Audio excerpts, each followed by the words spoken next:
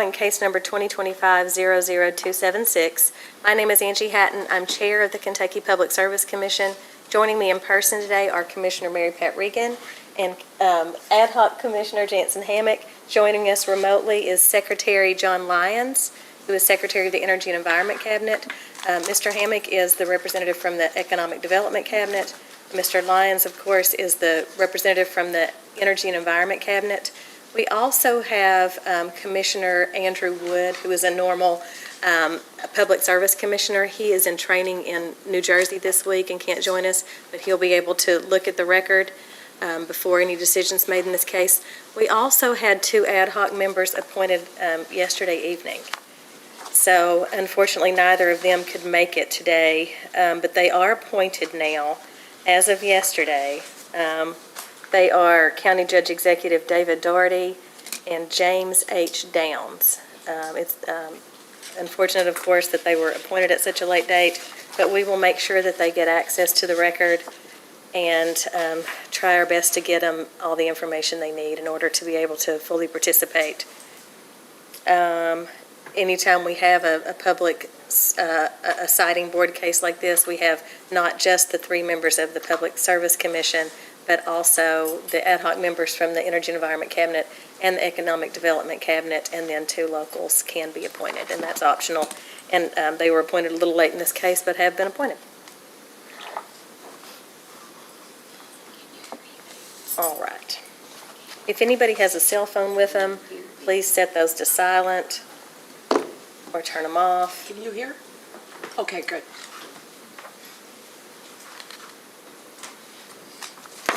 And let's have entry of appearance of counsel at this time for the applicant. Yes, good morning, Commissioners. Good morning, everyone. Summer Shealy and my colleague Kara Harnstein with Bricker, Graydon, Wyatt for Run Solar LLC. Good morning. And I understand you have 10 witnesses? Yes, that's correct. Okay. If any witness is not needed, they're all here and available, but if Okay. any witness is not needed, then... And all in person? Nobody joining us virtually, right? No. Now, for the interveners, do you have a lawyer? No. Okay. And I think there were 10 of them, but not everyone has made it down today? No. Okay. So you won't be able to represent the others, but you can represent yourselves today. And we will do everything we can to make sure that you can participate fully. But you'll be sort of held to the standard as if you had a lawyer, as we put in our order. Would you tell us your names, please? My name is Richard Mattingly. Okay. And I'm Angela Mattingly. Okay. Good morning. Good morning. So what we'll do now is we'll take public comment, if people came here to do public comment, and then we'll start in with the witnesses. I know there are a couple of outstanding motions, but we'll deal with those right after public comment. All right. Anybody who's here wishing to provide public comment, just a moment, please. So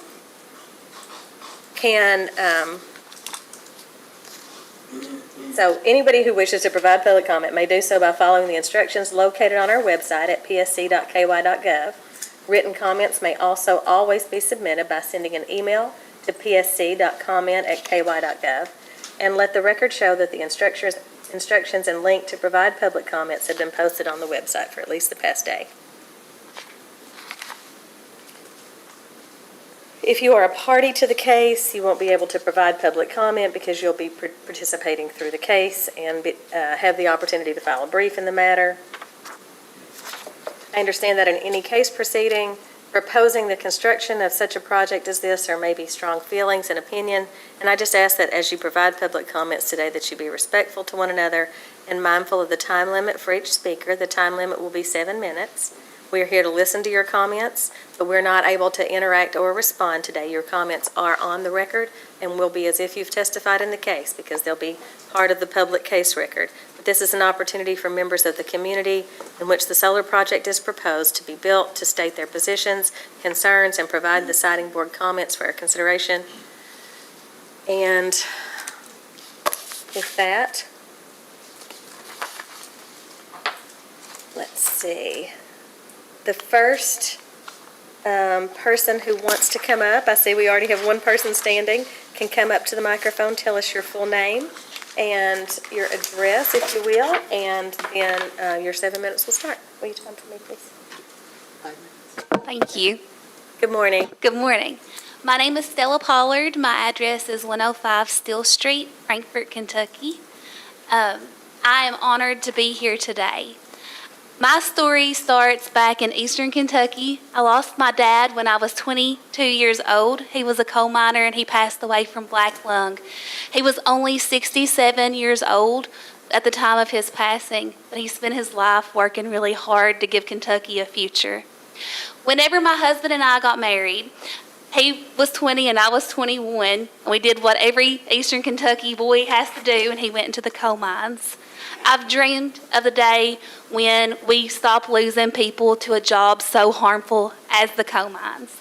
So today I'm here as somebody who is so hopeful for a future of Kentucky to see solar panel as a future option for energy democracy within our state. It's been very obvious that our state's been behind the ball on getting energy democracy across their state. We have transmission lines that are as old as me, if not older, and we've got to find ways to get our state up to a more feasible future for people to have affordable electricity costs. I was speaking to somebody in eastern Kentucky just this past weekend. I was listening to her as her family struggles to pay a $980 electricity bill. It doesn't matter. Nobody's electricity bill should be almost $1,000 a month. That's more than what they bring in a month. And they both work full-time in eastern Kentucky. So I'm very hopeful for the future with solar panels. I know this is going to be the first of many projects that come up. And I am very hopeful for the jobs, the tax revenue, and all of the things that come along with such a great opportunity. And I appreciate your all's time. Thank you.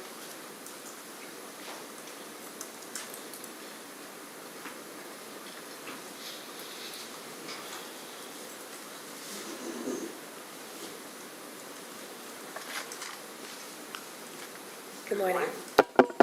My name is Dan Nolet. I'm 1571 Lanark Drive in Danville, Kentucky.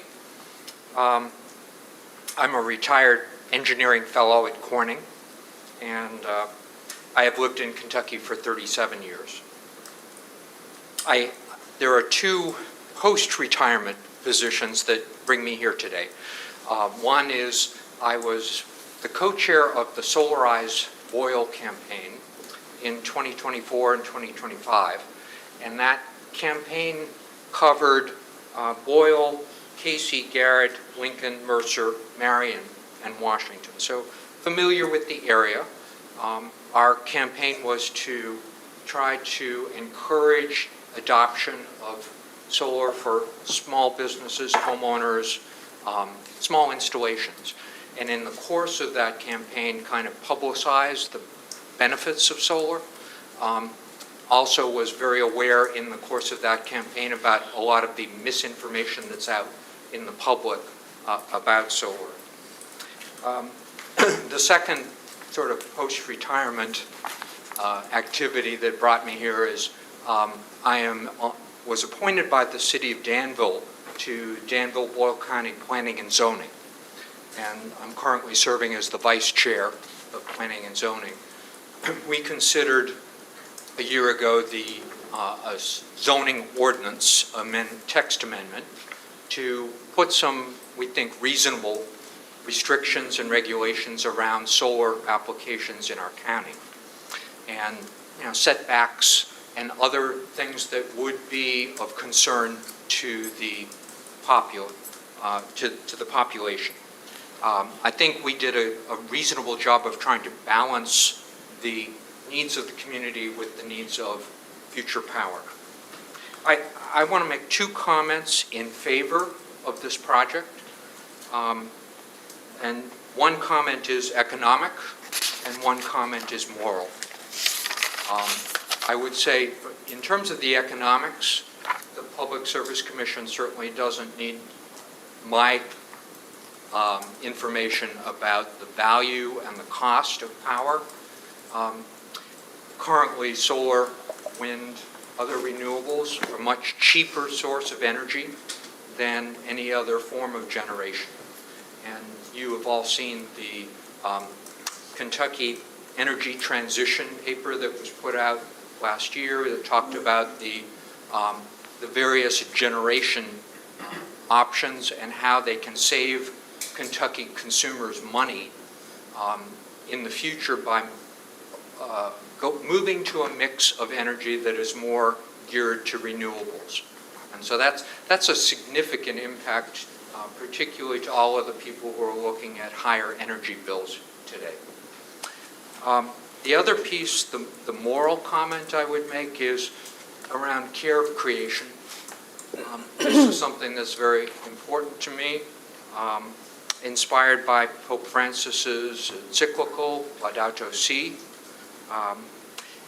It talks about the need of transitioning away from fossil fuels and towards renewables. Basically, when you think about how that affects us in Kentucky, it affects us in being exposed to extreme weather events like tornadoes in western Kentucky, flooding in eastern Kentucky. We need to be able to transition in that way. And we also need to improve our resilience, which is our capacity to weather different events and make us less sensitive to fluctuations in global energy prices, for example, that come at us. So those things are critically important, I think, both from an economic argument as well as a moral argument in support of this project. Thank you. Thank you.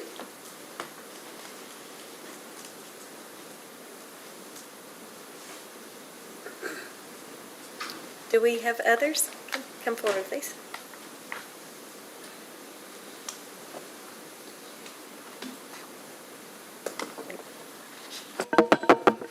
There you go, well done. I'm a vertically challenged adult myself, so.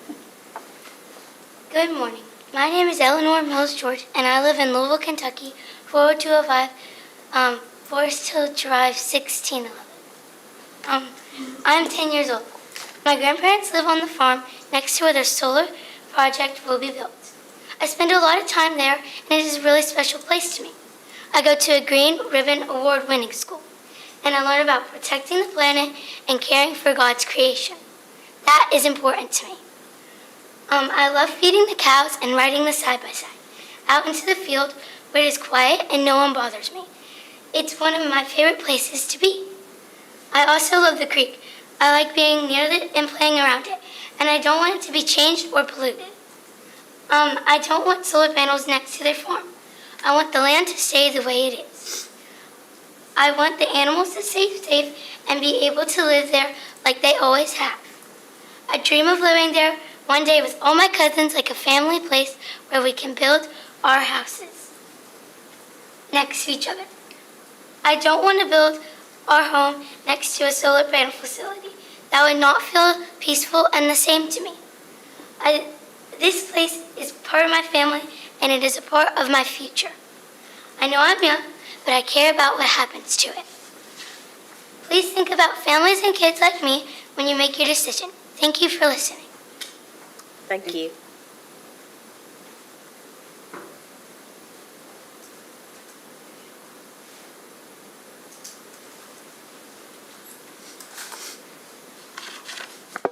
Good morning. My name is Andrea Mattingly George, and I live at 1611 Forest Hill Drive, Louisville, Kentucky, 40205. My parents own and live on the multi-generational family farm next to the proposed Crab Run Solar Project. My family has cared for this land for generations. It is their livelihood, and one day I will inherit this land, and it will become my responsibility. What happens on neighboring property directly affects our soil, our water, and our ability to continue farming. I want to be clear. I do not support this project being built in this location. However, if the board is considering approval, then much stronger protections must be required. Large-scale solar projects like this are still relatively new, and the long-term effects on soil health, drainage, and land restoration, they're not fully understood. The uncertainty matters when this project is being placed next to an active farmland. My primary concern is erosion and soil stability. The early stages of construction, especially the land clearing and the grading, they can pose the highest risk. If not handled properly, this can lead to long-term damage, including soil loss and runoff that impacts neighboring farmland like my parents' property. The plans presented so far do not give me confidence that these risks have been fully addressed. In addition, the current setback from property lines is not sufficient. There needs to be significantly greater buffer between this facility and neighboring farmland to reduce the risk and provide meaningful protection. A strong, well-designed vegetative barrier is also an essential, not just for appearance, but to help control erosion, manage runoff, and protect soil integrity. If this project moves forward, increased setbacks and meaningful enforceable vegetation buffer should be required as conditions of the approval. I am also concerned about the long-term accountability. There must be clear enforcement measures and financial assurances in place to ensure that commitments are followed and that the land can be properly restored for decommissioning, after the decommissioning. My parents' farm represents generations of work and stewardship, and it is land that one day I will be responsible for. I cannot wait for a wait-and-see approach. Cannot afford that.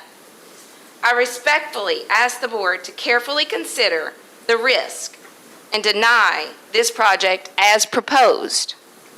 And if it is not denied, then please, stronger enforceable protections must be required to protect the neighboring landowners. This is my parents' land today, and it will be my responsibility tomorrow. That is why I am asking you not to approve this project as proposed. Thank you.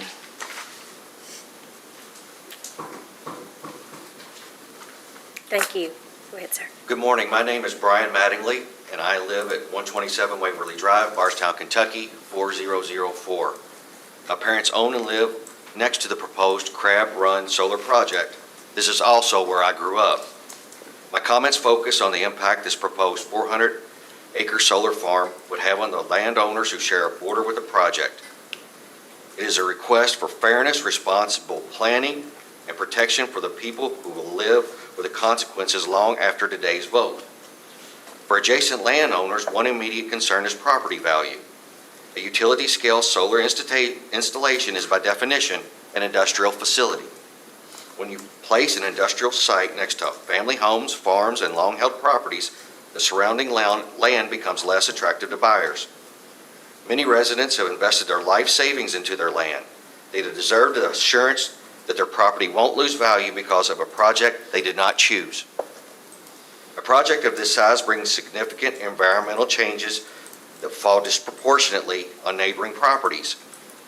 Clearing hundreds of acres alters drainage patterns, increases stormwater runoff, and disrupts wildlife habitat.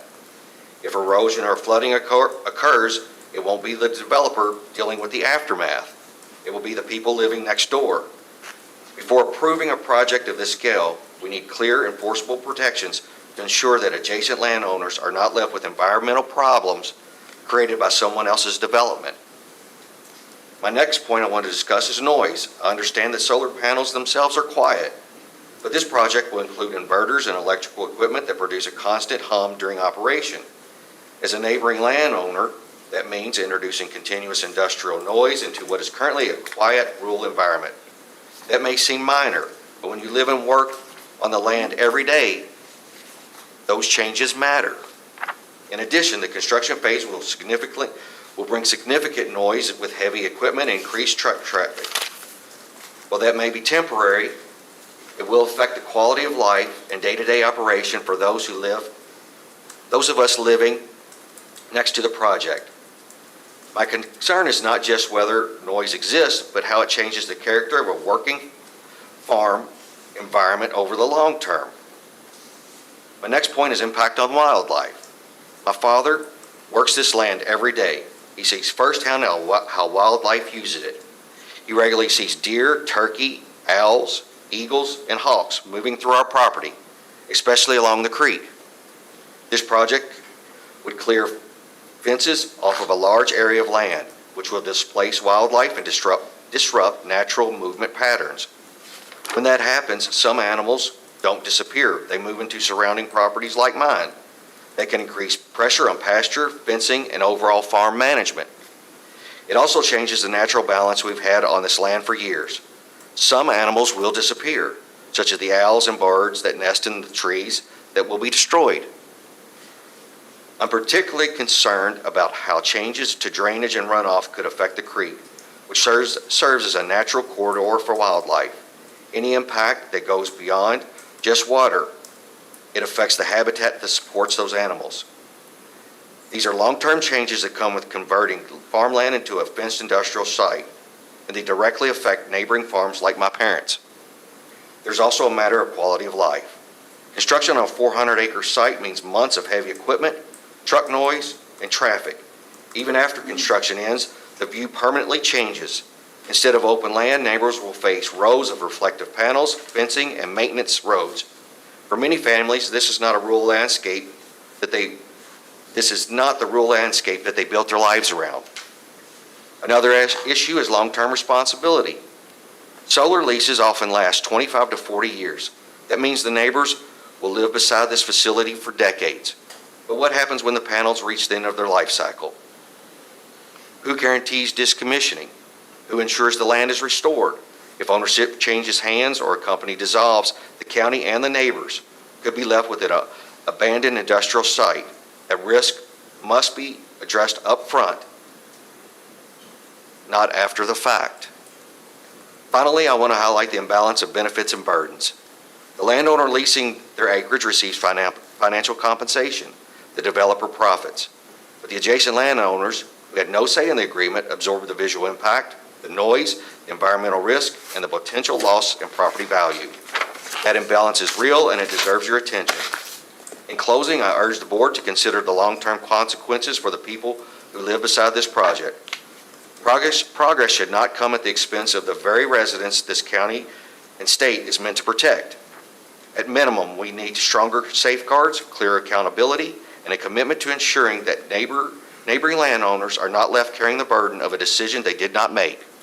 For these reasons, I am opposed to the project, and I ask that you take these things into consideration before you allow this project to move forward.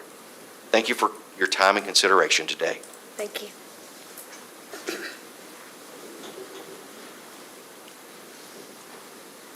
Good morning. Good morning. My name is Tiffany Mattingly Dioper. I live at 105 Cameron Drive, Bardstown, Kentucky, 40004. I am the daughter of Richard and Angela Mattingly and was raised on the farm adjacent to the proposed Crab Run solar project. This land has been in the Mattingly family for multiple generations, over 250 years. Dating back to the transition of the Mattingly family from Maryland. After the Great Depression, my grandfather acquired the farm only because his 5 sisters left their shares in the property to ensure it stayed in the Mattingly family. My father was born and raised on our farm, and my parents purchased it in 1983. My parents raised beef cattle. This is not just where they work, it's their home, their investment, years of sacrifice, and it will be passed down to my siblings and I. Both of my parents were raised in very large families without electricity and running water. This taught them both the two most valuable resources that we cannot live without are land and water. Solar projects fundamentally alter farmland. They disturb soil, increase erosion, change natural water runoff and drainage patterns, and disrupt wildlife. These impacts are not temporary. They create long-term changes that cannot be fully reversed, even after the panels are removed.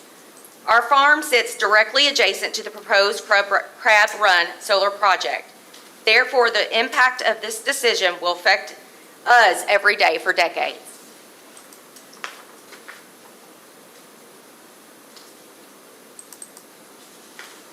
There are several points I want to make today. My first point is erosion. Crab Run Creek starts near Frogtown Road and runs approximately 2 miles towards my parents' property and continues another half-mile through their property. With the creek running through their land, they already have to manage how water moves and protect against soil loss. Our concern is that during construction, when the land is cleared and disturbed, there is a significant risk of erosion. When vegetation is removed and soil is exposed, heavy rain can wash that soil downhill, often into nearby creeks or onto neighboring properties like my parents. Beyond construction, changes in how water is directed across the site can increase the speed and volume of runoff entering the creek. That can lead to bank erosion, sediment buildup, and long-term damage to pasture areas along the water. As a cattle farmer, soil is one of the most important resources. Once it is lost to erosion, it cannot be easily replaced. It takes hundreds of years to make 1 inch of organic soil under normal conditions. We have not seen clear assurances that these risks will not affect adjacent land, and if they do, the impact falls on neighboring farms like my parents. My next point is drainage and flooding. As a cattle farmer, my parents depend on stable ground conditions and predictable water flow. Crab Run Creek runs through their property. It already plays a major role in how water moves across their land, especially during heavy rain. As a cattle operation, they have to manage these conditions carefully to keep their pastures usable and prevent erosion. My concern is that clearing and grading this site, along with soil compaction and construction and the addition of panels and access roads, will change how water is absorbed and how it drains into Crab Run Creek. If runoff is increased or redirected, it could send more water into the creek at a faster rate, which raises the risk of overflow, bank erosion, and downstream impact onto their farm. Even small changes in how water enters Crab Run Creek can have real consequences for pasture conditions, soil stability, and the long-term productivity of their land. This is not a hypothetical concern. It is something they deal with during heavy rain events already. This also affects the water gates that protect their land and their cattle. We have not seen any clear assurances that this project will not negatively affect the flow and behavior of Crab Run Creek. Once these impacts occur, they are difficult to reverse. The next point is water quality. During construction, when soil is disturbed and vegetation is removed, there is a real risk that sediment and runoff will enter the creek. That can lead to muddy water, sediment buildup, and reduced water quality. Changes in drainage and runoff patterns can also carry additional materials into the water, especially during heavy rain events when water is moving faster and with more force. My next point is loss of agriculture production. The Crab Run Solar Project will take 400 acres out of agricultural production. As these types of solar projects continue to expand, it will only further deplete the means for farmers to actively produce food for consumption. When farmland is converted to a solar facility, that production is essentially removed. The land no longer produces food, supports livestock, or contributes to the agriculture economy in the same way. This is not just about land, it's about losing long-term sustainable production that our community depends on. There's also growing concern nationwide regarding large-scale solar projects on productive farmland. The U.S. Department of Agriculture has emphasized the importance of preserving agricultural land, noting that access to farmland is already one of the greatest barriers facing young and new farmers. Closer to home, counties in Kentucky, such as Christian County and Breckinridge County, have recognized these risks and adapted ordinances to protect neighboring properties.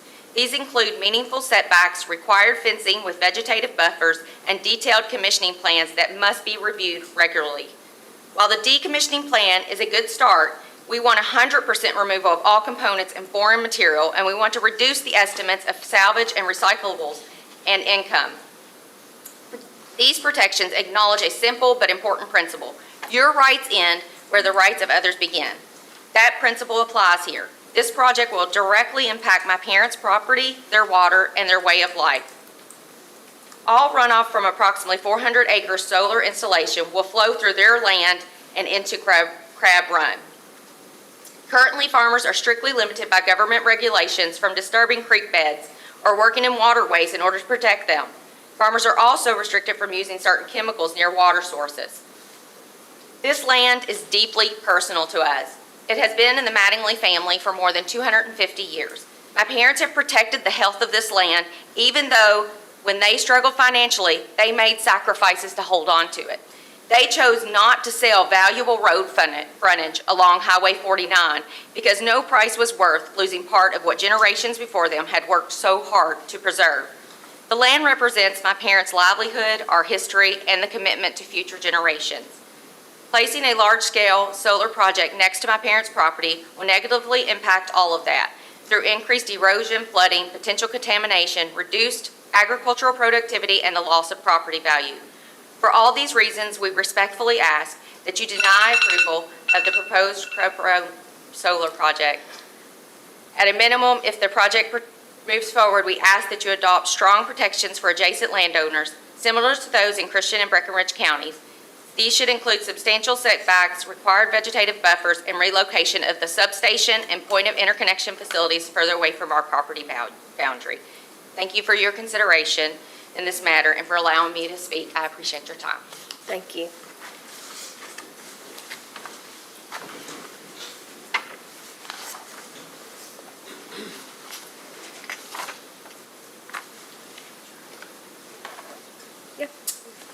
My name is Michael George, Louisville, Kentucky, 40205. In Marion County, we say grace, we say ma'am, and if you ain't into that, we don't give a damn. My in-laws have worked their entire lives for the farm they own and operate. To the commissioners, thank you for hearing us today. Chair Hatton, your voice is powerful and your leadership is inspirational to my daughters, one of which is here today. For most of you on the panel, you've seen this movie before. You've questioned the same witnesses. You think you know the ending. I've watched a couple of these hearings and I've read the results. It's already not looking good for us.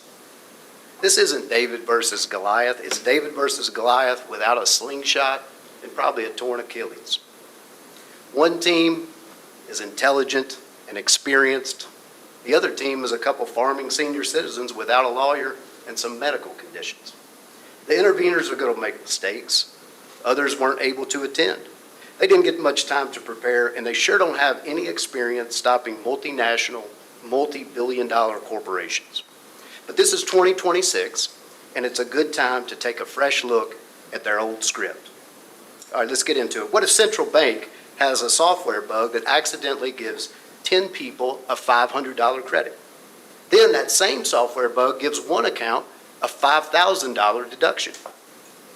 Unfortunately, the deduction was to my account. I call the bank and I explain, hey, I've lost $5,000. They say, sorry, we'll look into it. They call me back later and they say there's been a software bug that has removed money from my account. I say I understand and ask them if the money has been restored. They apologize again and say they wish they could restore the money, but they can't because the average loss of the modified accounts is $0. Can Central Bank do that? Can the impact report do that? Well, when your income depends on the outcome, you're motivated to ignore the facts. As for those fancy certifications, remember what Dylan said. You don't need a weatherman to know which way the wind blows. Take special notice of that 19.4% increase cited in the impact report. It's doing a lot of heavy lifting when they average the study results. Check out the underlying calls from the original report for solar production expansion in a 3 to 6 year window. It's temporary even if you're interested, and it's meaningless if you're not. Some of the report's examples are 1.5 to 3 miles away. When citing the Virginia Tech study for purposes of this report, it included the smaller impact numbers, which didn't match this project. The applicant also makes the argument that 5% damage is meaningless. Tell that to the family who has most of their life savings in a $200,000 property. The wealthy company can take your $10,000 because it's a rounding error to them. Nature has value, and this project removes nature and natural habitat. In projects like an abandoned strip mine or a raised factory, it might be possible to make those settings more natural by adding topsoil and grasses. In those cases, it might be possible to add value to nearby homes and property. But that's not the case with this project. That's why data-driven, peer-reviewed studies at accredited research institutions confirm that removing nature in rural settings has a negative impact on property values. They aren't anti-solar studies, quite the opposite. They make recommendations to help offset the negative impact by reducing visibility, establishing agreeable setbacks, and compensating neighbors for their loss to make it a win-win proposition. While distance to homes on Frogtown Road is important, why are their backyards not given any consideration? That hammock under the tree just isn't the same with the annoying hum of the inverters. I contend that the spirit of the statute is to protect neighbors' entire property, not just what is under the roof. I realize that it takes time to change laws. Last year, House Bill 790 introduced mandatory 350-foot setbacks from property boundaries for solar plants in this state. But the pros pay lobbyists, and amendments get made, and bills die in committee. But people want change, and recent ad hoc members to this committee expressed dissenting views. Over the past few years, the applicant had a handful of private meetings with 2 county officials and called it public notice. That's not public notice, it's closer to insider trading. Those 2 officials are probably trying to figure out how to offset income losses from Frankfurt killing the barrel tax. As many of you in the room are aware, Run Solar is an LLC established in the state of Delaware, owned by Savion. Savion is a wholly owned subsidiary of Shell Global, a foreign oil company with currently no Americans on the executive leadership team. Shell has already sold 80% of 5 of their most completed solar power production plants in the U.S. to private company Ares. This is kind of like an arranged marriage between Marion County and a shapeshifter.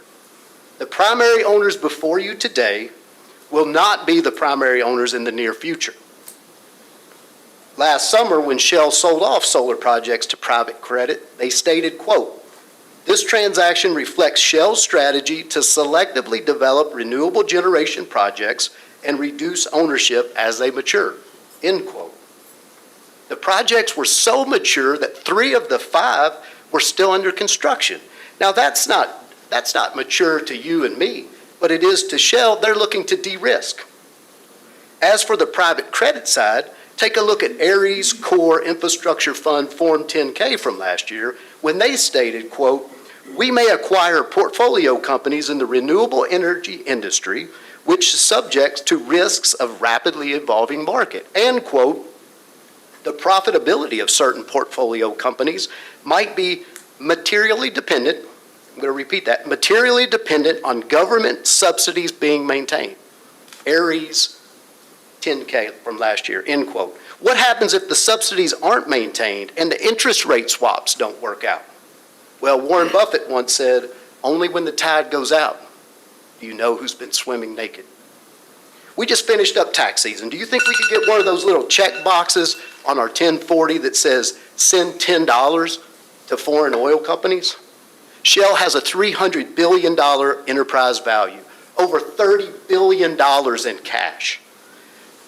Last year's 2025 profits were over $16 billion. Do you think when the tree huggers and the hippies advocated for clean power 30 years ago, this is what they had in mind? But here we are. Here we are giving federal tax dollars to foreign oil company to destroy productive farmland in Kentucky to generate compute tokens which will displace American jobs. Thank you.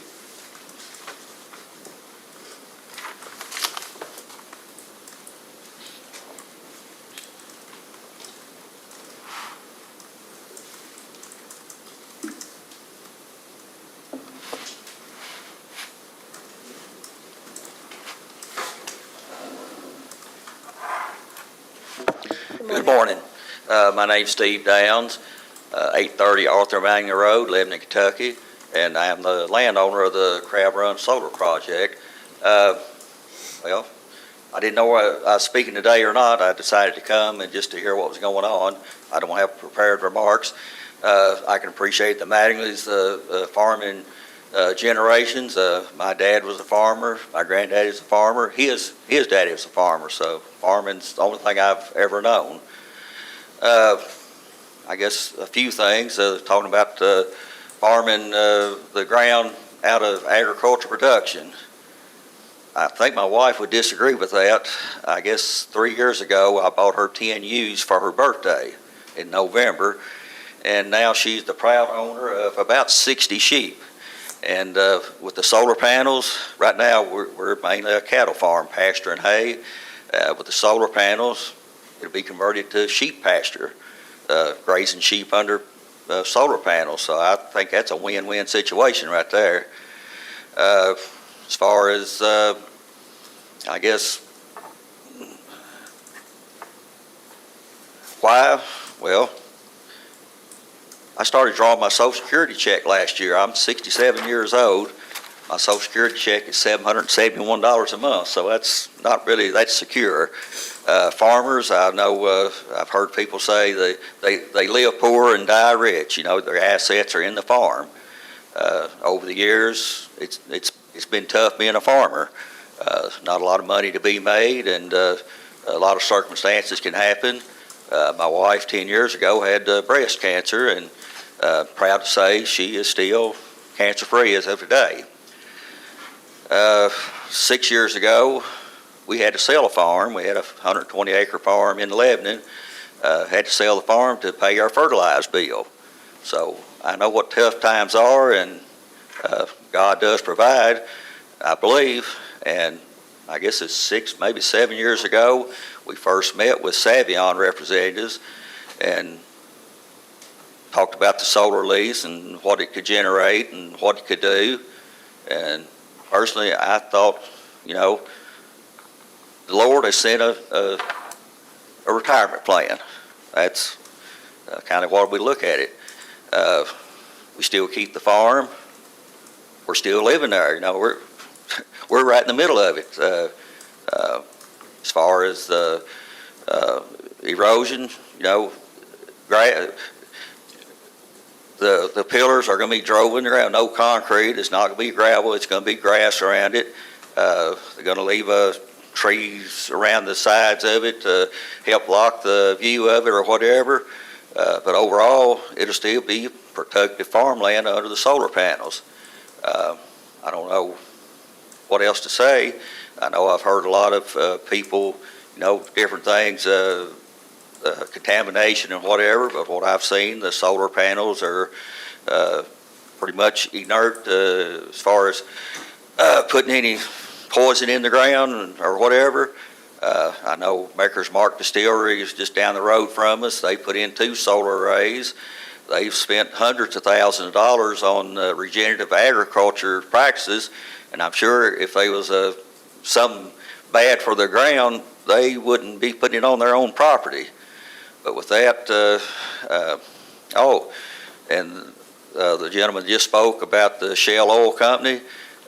When I heard Shell Oil was buying Savion, I thought that was a great thing. You don't want to be tied to somebody that's, you know, doesn't have deep pockets to fulfill a project.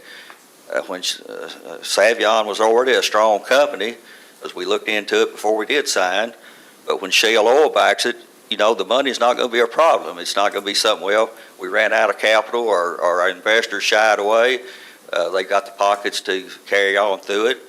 As far as decommissioning, I know it's, I guess, state law now that you have to have a decommissioning bond.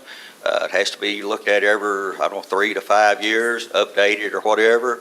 So that part, I think, has been taken care of as well. And overall, I just, like I say, we try to be good neighbors, and we see a chance to retire, keep the farm in production, and stay on the farm. Well, I guess I'll throw in one more thing. One more reason we're looking forward to having a better paycheck come in. We have 3 beautiful granddaughters. Our oldest granddaughter, Michaela, was diagnosed with Stargardt syndrome. And if you're like me, I never heard of it. Well, it's a condition of the eye, sort of like macular degeneration. She's slowly going blind. We took her on a Washington, D.C. trip 2 years ago, and we'd like the opportunity to take her and show her things while she can still see them. Like I say, we're getting to the point in life, I don't know how many more good years we've got, we can enjoy life or do something different, but we'd like to have the opportunity to try and enjoy it with the grandkids, and hopefully this will work out. Thank you for your time.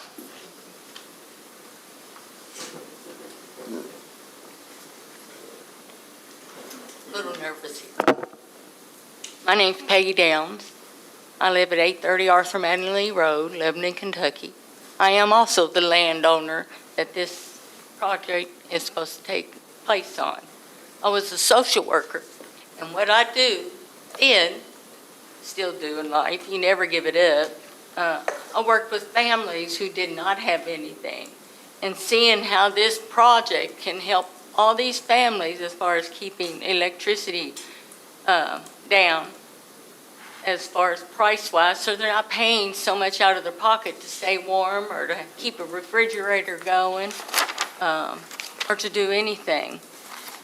To me, this project is very important because you can take, according to some of the things that I've read, our farm, once we have solar panels on them, would furnish over 10,000 homes with electricity or more. One of the most important things to me is my family, my grandkids, my kids, because with Michaela going, well, she's considered legally blind currently, and we're taking her to different places.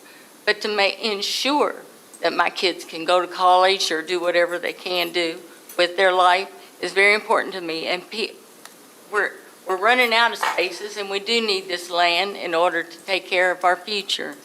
And as my husband said, his retirement. I do have not a bad retirement myself, but I do want to ensure that my family continues on, and my grandkids are very important to me. And I want to ensure that Presley and Ruby can go to college and do what they wish to do in life and become better people. So I thank you for even considering this, and I appreciate what Angela and Richard are doing because I think it's important for them also. Thank you for your time.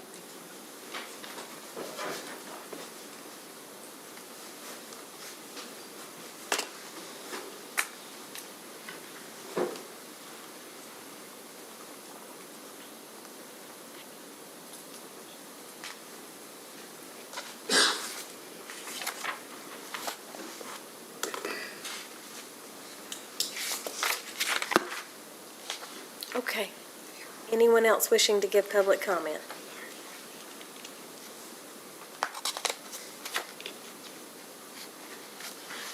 Don't see anyone coming forward, but I will remind anyone who's watching this hearing live today on YouTube or who may watch it later that you can still give public comment by sending an email to psc.comment@ky.gov.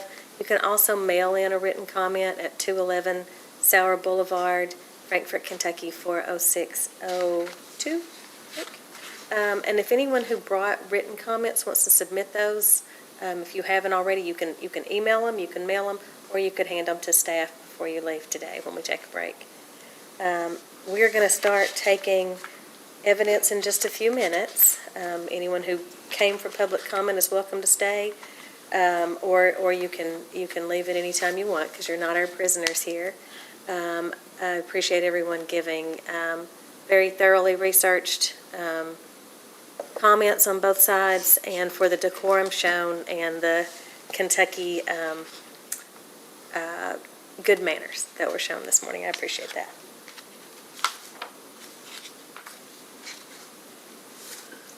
As for the two outstanding confidentiality motions, those will be ruled on as part of the final order. But I will say, especially since we have pro se participants today, that council will need to object quickly if something is being asked that's about to maybe sway into the items that have been asked for confidential treatment. And if we do need to ask something that is proposed for confidentiality, we will go on to the confidential record, and we'll need anyone in the courtroom who has not signed the confidentiality documentation to exit the courtroom. We'll ask those questions, then we'll go back on the record. So just object quickly if you think that's about to happen.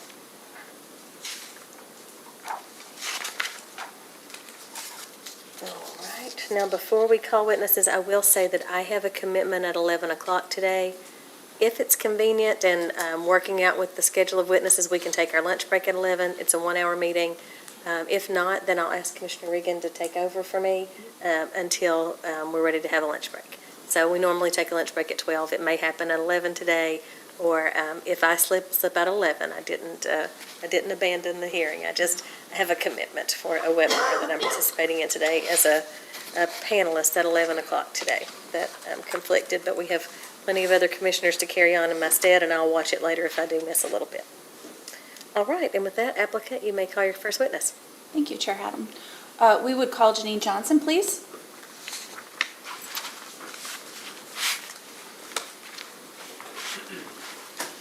Ms. Johnson, would you raise your right hand to be sworn? Do you swear or affirm the testimony you're about to give is true and correct under penalty of perjury? Thank you. Please have a seat. Tell us your full name and your business address. My name is Janine Johnson, 422 Admiral Boulevard, Kansas City, Missouri, 64106.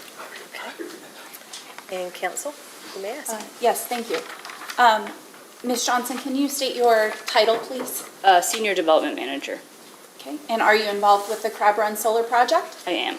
What is your role with regard to the project? I'm the lead developer on the project, so I've handled the whole process. Okay. Can you just describe a bit more what that has entailed? Hosting public meetings, working with the landowner, consulting with our various consultants throughout their studies and reports. Okay. Are you familiar with the application that was submitted? Yes. Okay. Are you familiar and did you oversee the preparation of it and generally the preparation of responses to the data requests we received from the board? Yes.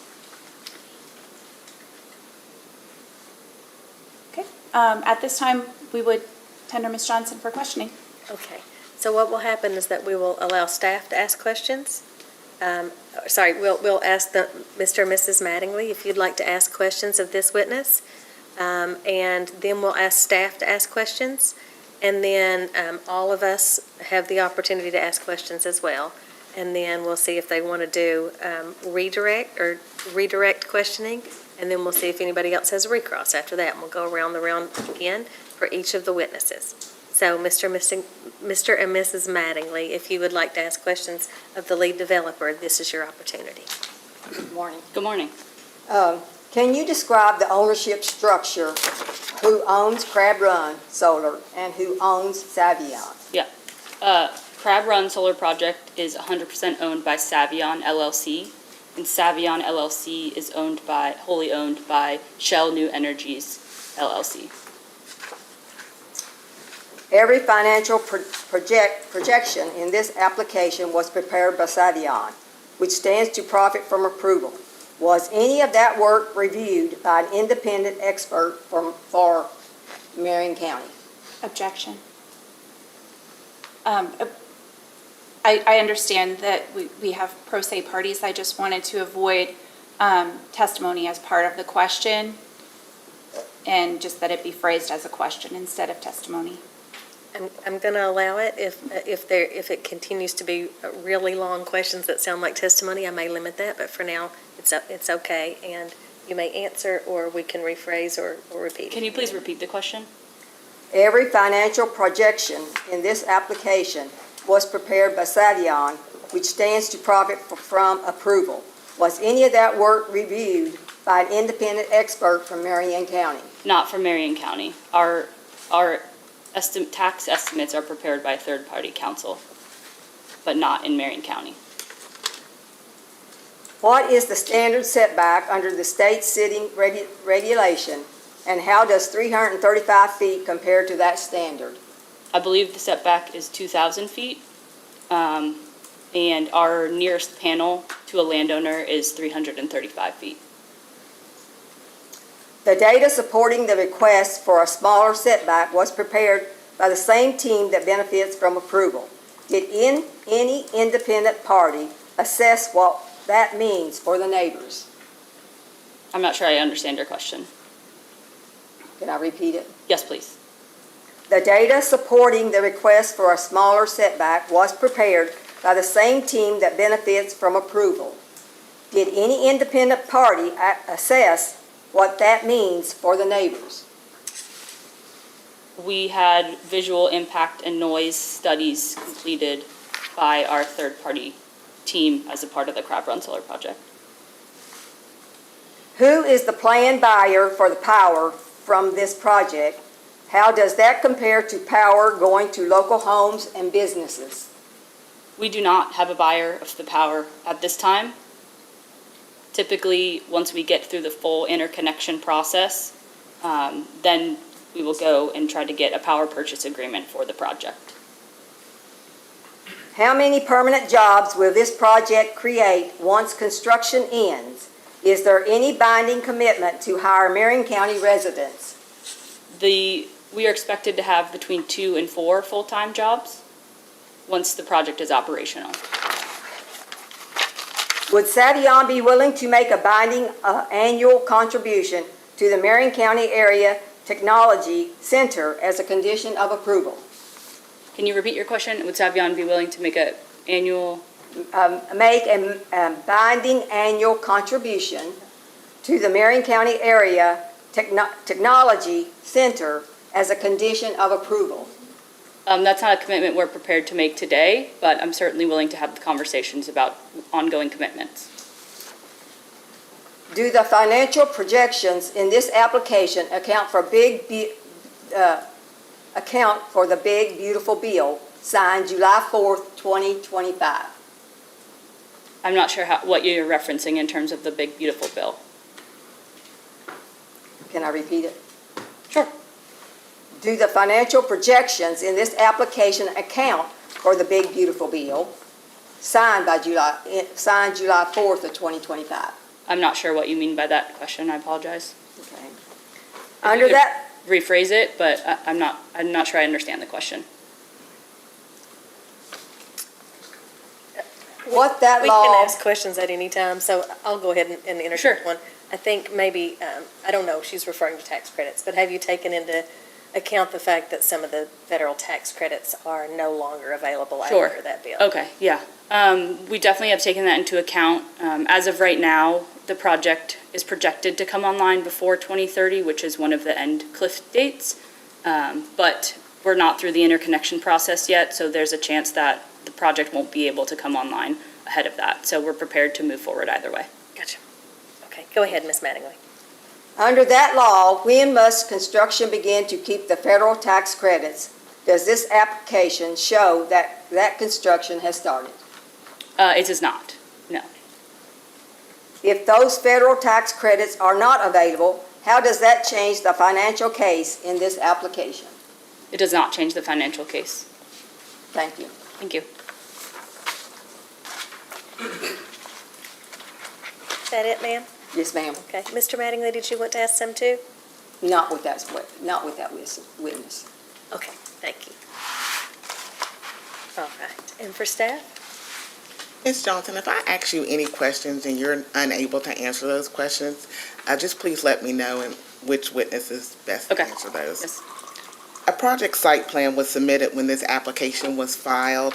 Has there been any updates or changes to that site plan? I believe we modified it once in the first data request, but since then it has not been updated. Do you think that this is going to be the second site plan that was submitted? Is that going to be the final site plan for this project? I would not consider it a final site plan. It's preliminary at this point. Once we get through the full interconnection process and we go to a third-party EPC is when we'll start to finalize, but it's been designed for maximum impact at this time. What expected changes or updates do you expect for this when you get to the final site plan? Generally, it'll just be a refinement of the panel location, the amount of panels, but as I mentioned, the way we've designed it today for the application is for its maximum impact, so we would expect the impact to decrease as we move forward and refine the design. Do you expect the project boundaries to change any? No, we do not. Do you anticipate on adding any additional participating landowners to this project? We do not. What month and year do you anticipate construction will begin? We're currently anticipating June of 2029. How many months will construction take? It should generally take about 9 months for a project of this size. How many months do you anticipate peak construction to last? Peak construction should be about 2 to 3 months. And during the peak construction phase, what construction activities are going to occur? That's typically when you're installing piles and installing the panels themselves. How long is the operational life of this project? 35 to 40 years. The total project acreage is listed in the application as 412 acres. Is that still accurate? That is yes, that's the total acreage of the property. And what is the total fence acreage of the property? It's 245 acres is the total impact. Can you explain whether the MV collection is going to be above ground or below ground for this It project? will be below ground. Do you have lease agreements for all the landowners for the underground collection? We do. How many access roads is this project going to have? It will have 2 access roads. And all those access roads are going to be located on participating landowners' property? Yes. What will the spacing be for the rows of panels? There is a 16-foot spacing in between, as it's currently designed. What will the ground cover under the panels be? 44%. But what, is it going to be gravel? Oh, Will it it'll be, grass? under the panels will be seeded in grass. Are the access roads expected to be gravel? Yes. What precautions are going to be taken to ensure that the gravel roads, the access roads, do not erode? I would like to defer that question to our engineers. Okay. Will the project substation have its own separate fencing? Yes, it will. Are there any structures that are going to be demolished during construction? No, we don't anticipate demolishing any of the existing structures on site. When is a stormwater pollution prevention plan going to be completed for this project? That will be submitted ahead of construction once we have our final design, so that we know our final impact and footprint. How many participating landowners do you have for this project? 1. And leases have been executed for that Yes. participating landowner? Are you the best witness to ask questions regarding the structure of the panels? The structure, What it's made of, encased? I'll defer to our engineer, Cole Jennings.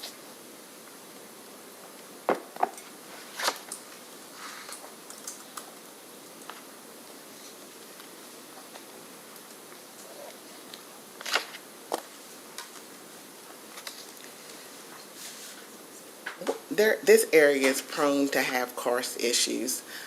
What is the mitigation measures or the setbacks that are going to be used to address the karst issues in this area? Yeah, we're implementing a 75-foot setback from any known karst. Once we complete our geotech report, we'll have a really thorough understanding of the karst on site, and I think there's one particular area that we are currently aware of karst, and that'll be addressed during the geotech. And when is your geotechnical reporter going to be complete? It will likely occur at the second half of this year. This project is located in Marion County, and there's no planning and zoning, and there's no setback requirements. Is that correct? That's correct. According to the motion for deviation, Ms. Crab Run Solar positioned that there's only 2 residential neighborhoods in this area. Is that correct? Yes, there is technically a third. I will try to do my best to explain it, and if I don't, I'll let Ellen complete that. But my understanding is that there's one property that's adjacent to our project that's large enough, that's touching. The residents and every residence that would technically be part of Neighborhood 3 are greater than 2,000 feet. So we acknowledge that it exists, but all of the residences are beyond 2,000 feet. Okay, and so, but there is one, in the residential neighborhood 3, there is at least one residential structure, is that correct? There is one outside of the 2,000 feet, yes. Outside, is there one that's within the 2,000 feet in residential neighborhood 3? I do not believe so, no. The land is, The land is adjacent to The the. land to is the- adjacent Right, to so the that's why we acknowledged it in our report. And as far, going back and looking at neighborhood 1, just want to confirm that these distances that you provided in the motion for deviation are still accurate. Neighborhood 1, the closest panel is 335 feet from the Yes. proposed project boundary, is that correct? Yes, Okay. For neighborhood 2, the solar panel is located 891 feet from the boundary of the proposed project. that's correct. What is the setback that Crab Run Solar is requesting? We're requesting the 335 feet to the nearest panel.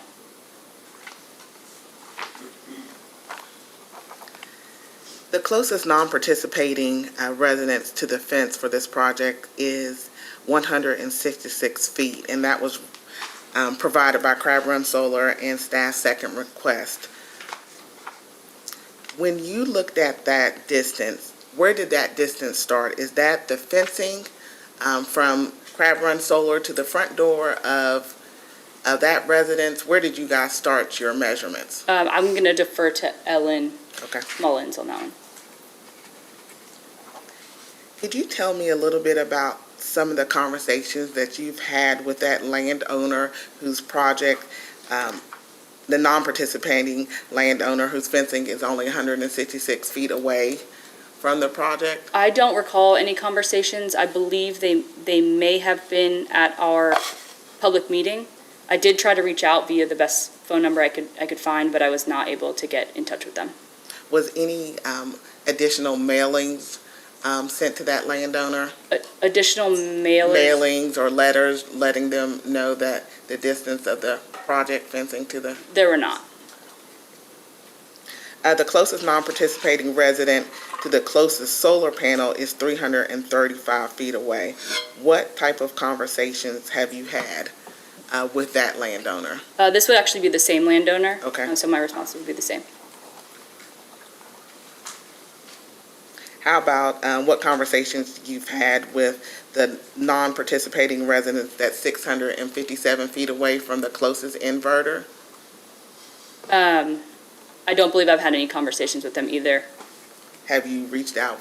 We have telephone? not specifically about the distance to their project.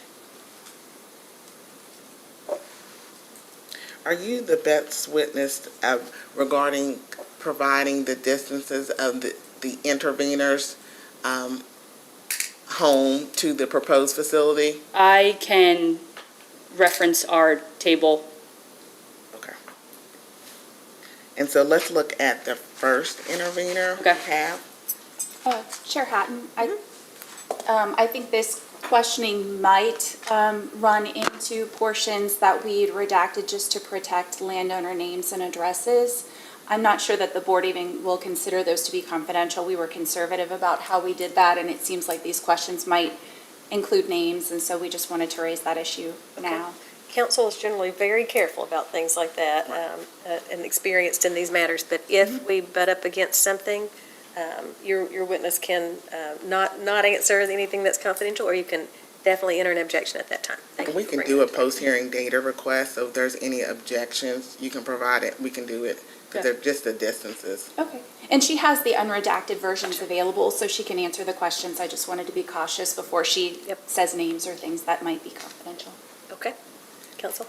And so, as far as the closest distance for the intervener, what conversations, again, we're trying to make sure that the interveners are aware of the particular distance and what conversation, what outreach was made to the interveners as far as the location of the facility. Okay. We haven't had any direct conversations about the distance. I have had conversations with the Mattingleys ahead of our public meeting and at the public meeting. I did reach out to each of the interveners once they intervened to just try to get an understanding of what their concerns were. I spoke with one intervener, Ms. Miles, about some of her concerns, but we did not discuss the specific distances to each. And so, based on that conversation, were there any maybe additional vegetation that was potentially added based on her concerns? They did not request any specific. She had a few concerns about property value and visual impact, but we did not discuss any additional setbacks or vegetative screening. Are any of the homes that are within 500 feet of the proposed property participating landowners? Are any of the homes within, our landowner has their home on site. Okay, just one.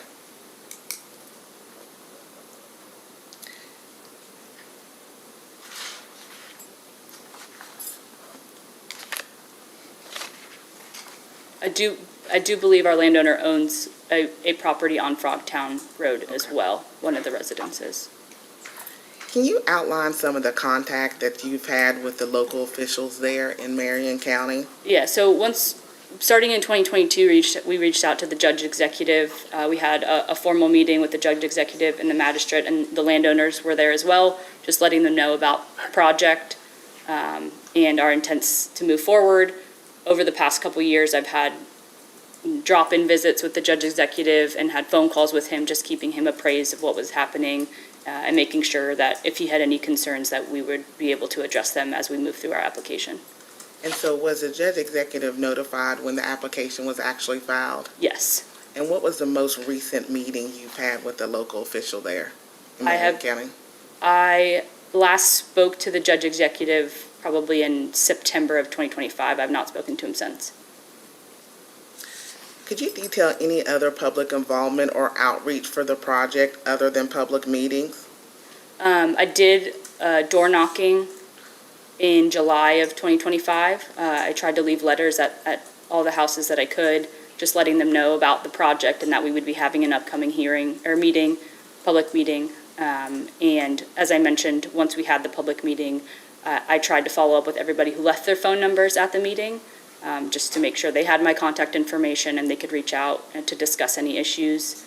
And then once the interveners engaged, I tried to reach out to them all individually as well. And so once you reached out to, say, residents that came to the local public hearing, Yeah. what were some of those concerns from those residents? I think view shed was probably the one I heard most commonly. And I believe I spoke to one gentleman who sort of catty corner, and he seemed, I'm not recalling his name right now, but I think most of what we heard was they were concerned with the view shed and had questions about, noise and how it would impact their site.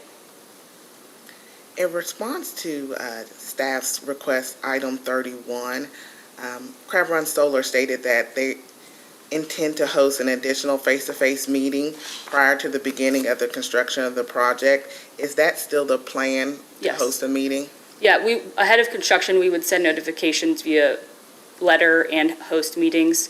That will have our contact information for any questions so that people understand the process, the timing, and have a contact if they have any issues moving forward during construction. And when you say prior to construction, is that going to be 2 weeks before construction starts or 3 weeks? Do you have a? I don't have a good idea. I would assume it would be, within 30 days of the start of construction, just so people are aware and we have a good line of sight of when construction is starting, because those timelines can shift. Have there been any requests to add vegetative screening from non-participating landowners? I have not received any requests to add vegetative screening. Have there been any requests from anyone in the community or local officials to change the project layout?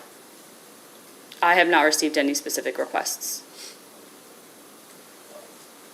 Could you describe the outreach that have been done for those residents living closest to the substation?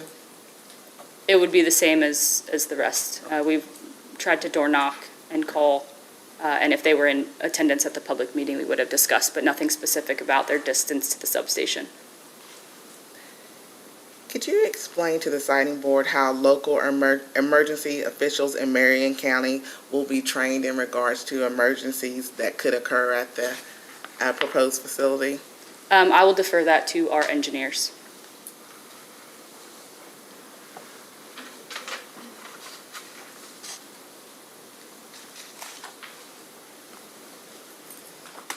You talked a little bit about this earlier with Ms. Mattingly, but you went through the structure of Crab Run Solar and how it's owned by Savion, and then how Savion is then owned by Shell. In the application, it provided for environmental compliance, and it stated that Crab Run Solar nor Savion has any type of pending environmental violations.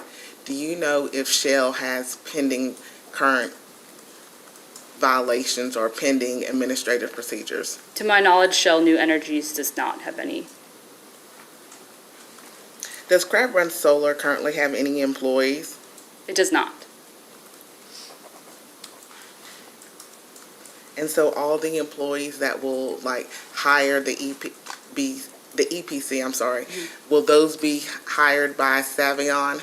The Crab Run Solar Project will hire a third-party EPC, and they handle the construction and the hiring process. Is it the intent of Savion to build and sell this proposed facility or build and operate Crab Run Solar? It's our intent to build and operate. Throughout the life of the project? Yes.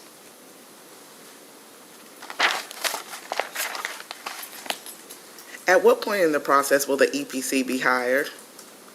The EPC is typically hired about 6 months before the start of construction.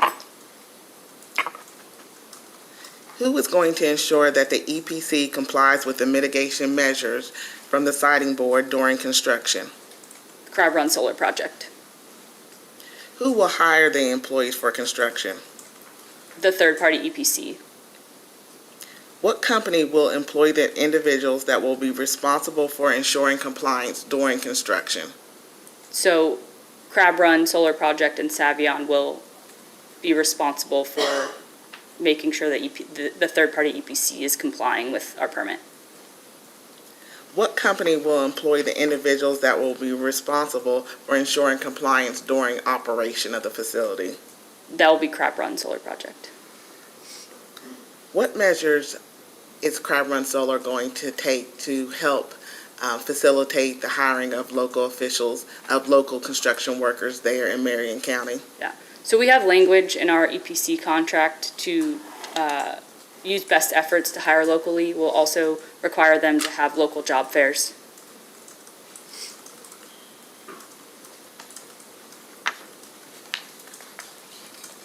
Are you the best witness to ask questions regarding interconnection? Yes, I can address those. Is it still the position of Crab Run Solar that a new transmission line is not going to be built for this project? Yes. Okay. Could you describe to the siting board the phase, the interconnection phase that this project is under? Currently, it's in phase 2. So we've received our phase 1 study results from PJM, and we expect the next phase, which is phase 2, in June.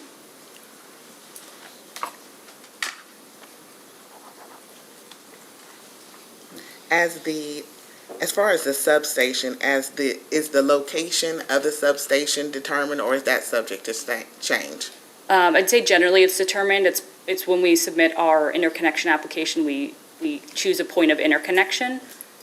So I think it could change, it could shift slightly if there's any environmental or karst issues that come up that would require the substation to shift down the line.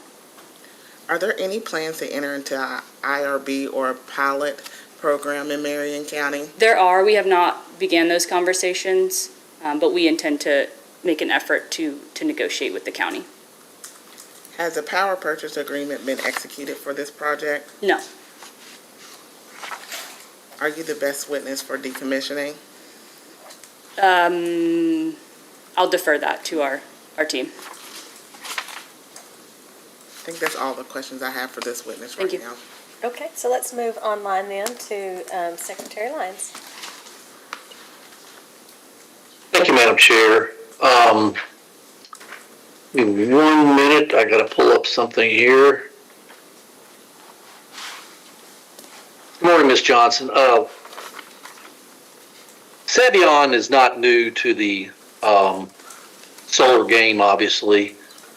How many other projects does Savion, or Kentucky for that matter, how many other projects does Savion have in Kentucky? We have one operational project in Kentucky, and we have, I believe, 3 others that are under development. What are those projects by name? Martin County Solar Project, there's the Lindbark Solar Project, and we also have Martin County Phase 2. Okay, I was looking back at my spreadsheet. Lindbark, I've got another one called Pike County Solar that I thought was your You're old. correct. Yeah, we do have Pike as well. I apologize. And then you have Martin County, is that correct? That's correct. So, those 3 are on reclaimed strip mines, is that correct? That's correct. So, my question is, what determines how Savion chooses sites? Obviously, I think just about anybody would support using reclaimed strip mines as solar siting due to what the land has been through, what it now is, and it's not productive farmland in just about any case that you could imagine. Whereas in this particular case, it is currently productive farmland. What goes into that decision making and how a site is selected? So generally, we'll do a review of the infrastructure and the interconnection. So if we have some assumptions that the substation has room for a project and a site is near transmission facility, whether that's an interconnection line or ideally we're close to an existing substation so we don't have to put a new one in. Those are kind of the 2 criteria we look at, and then we evaluate the land itself. If we think the land from a desktop perspective is suitable for solar, then we'll move forward in reaching out with the landowner, which is obviously the critical piece, having a landowner who's interested and willing to lease their property. So to summarize, I would say the 2 most important are location in terms of transmission facility and then an interested landowner are our two biggest criteria. To the extent it's not proprietary, the process that is, I mean, do you guys just look at maps and say, oh, that looks like a good spot, and then go knocking on doors? Is that how it's done? I'd say it's a little bit more advanced with that, especially with the technology we have today, but generally we're looking at a map and determining, is there enough land here for a suitable project of this size? Does it have the infrastructure? And that's how we would select to move forward and outreach to landowners. What's the minimum acreage or megawatts, however you want to term it, in terms of what would be a good investment for Savion to actually do a project? As projects go, this is one of the smaller ones that I've been involved with. I don't know that I have an answer directly about our size. I mean, a lot of times, generally, the bigger, the more economical it is, but projects of this size are still penciling too. Okay. I want to be really sensitive to the public comments and try to get some answers for those folks. I always try to do that when we have interveners or public comments. But the public comments that we've received today are not particularly different than what we've heard in past. But there seemed to be an emphasis on soil and water quality. And if this is a better question for somebody else, that's fine. Just let me know. Ms. Cole did ask you about a stormwater prevention plan. Can you just tell us what you think a stormwater prevention plan is and how it's administered? I'm going to defer any civil questions to our civil engineer. I think he can speak more eloquently about the process. Okay. And this may be more for a witness that can speak on decommissioning, but these projects, 30, 40 years, one thing that we've heard throughout our hearings over the past several years is returning the land back to its pre-project use. Can you explain to us how that would be done? I will defer that to Christina Martins. Okay.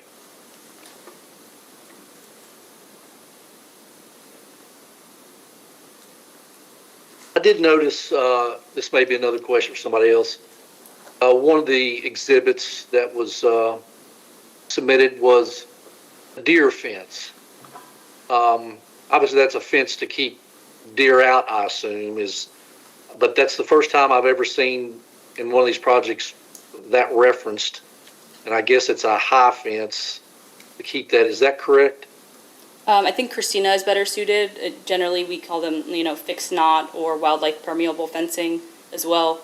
They're able to, allow small animals and creatures to get in and out as opposed to a smaller chain link fence that wouldn't have as much spacing. But Christina, I think, can speak better to the deer fence in particular. Okay. Would she always also be the one to talk to the environmental site assessment? Yes, or Ellen Mullins. Okay.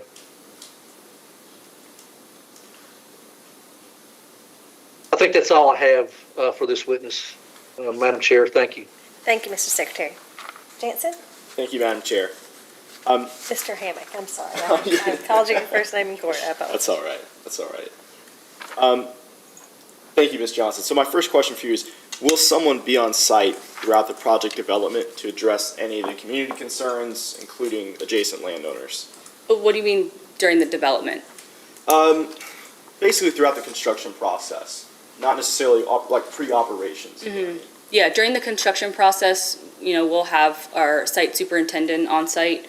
We'll also, as I mentioned previously, we'll send letters and have a community meeting ahead of construction so that everybody is given a direct point of contact, which will be generally directed to our site superintendent so that they, if there's real-time issues, they can be there and address them. Okay. How about during project operation? Same process. There will be, generally 2 full-time employees who are there on a daily basis or in an office nearby. They're monitoring the site. They're hiring the local vegetative maintenance crew. So there are people there frequently, if not every day, during operations. So this is a question specifically. Have you ever worked a project including this many adjacent landowners before? Can you repeat the question? Have you ever worked a project with this many adjacent landowners before? Yes. Do you feel like public meeting, public communication was any different in this project than those projects you've handled in the past? I don't. Okay. Those are all the questions I have. Thank you. Thank you. Commissioner Reagan? Good morning. Good morning. If any of these questions aren't appropriate for you, you can just let me know. Okay. But I want to go back to Secretary Lyons' questions about this site. Mm-hmm. Were there other sites looked at in the area?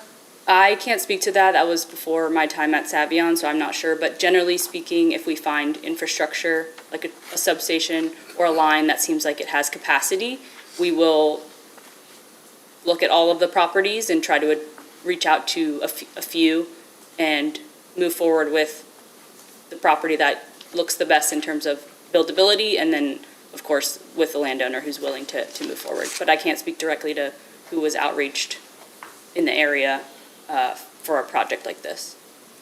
Okay, but you live in St. Louis, right? That's where my business is, yes. Okay, and so other than the maps, is there a physical site survey done too Yes. as well? Yep. Okay. Yeah, typically when we're working with the landowner, we're on site, we'll meet with them, we'll look at the land as well. You said you were in phase 1 at PJM, correct? Yes. Are there any interconnection delays that could delay or strand the project? What do you mean by strand? Just cancel the project? I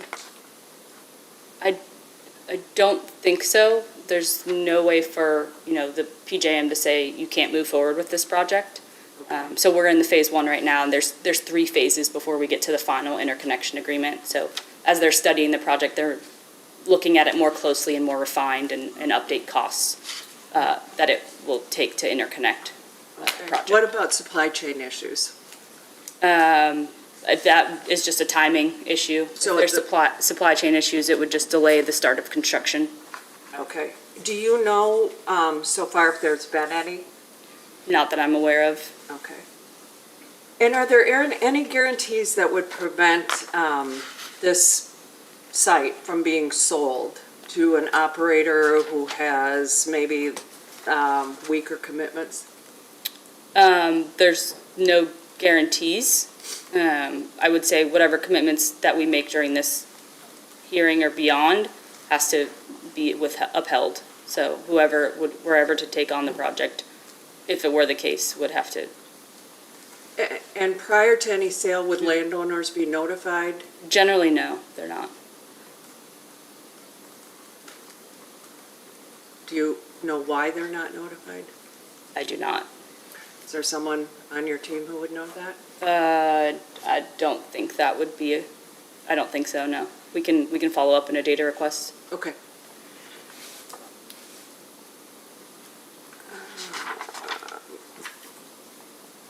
You said there's going to be local contacts through the construction and then 2 full-time employees. Correct. Does Savion have a network customer service center? Like after construction or on a daily basis, is there a national network structure researching or watching? We have like third parties watching the panels in particular, but the 2 operations and maintenance crew on site are the boots on the ground. They're the contacts, and they're maintaining and making sure that operations are running efficiently.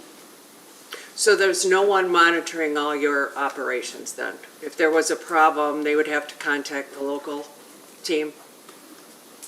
Yes. Okay. I think that's it. Thanks. I'll follow up on a couple of questions that Commissioner Regan asked. Are you, and is your company generally aware that if you do transfer ownership, you'd have to get approval from the Public Service Commission? Yes. So there would be lots of public notice if that Okay. was about to happen. Okay. You're aware of that? Yes. We had an incident fairly recently where a company wasn't aware. As far as the supply chain, do you have it under contract or nailed down? No, we don't have anything under contract for this project. That will happen after approval, I guess? Correct. Yeah, so Savion as a whole has First Solar panels available, but they haven't been assigned specifically to this project. Okay. So the panels, if we needed to, would be available. We have quite a few, especially to get through 2030. But any of the other equipment is not available. That does kind of sound like nailed down to me. That does sound like at least your parent company has that supply handled. In Kentucky, we've approved 60-something projects and had less than 10 built. And a lot of times, maybe that's supply chain issues or transmission issues or other things change, but it does seem to be a little bit of a pattern, at least in Kentucky, that things get approved and then never built. You mentioned the karst underneath the site isn't known yet. At what point is that cleared up and known? That'll be cleared up during the geotech process. And the geotech process won't begin until after this approval happens, if it does? And obviously, if significant karst is identified, underground cave systems and things like that, that would put a halt to the project. That's my understanding, yes.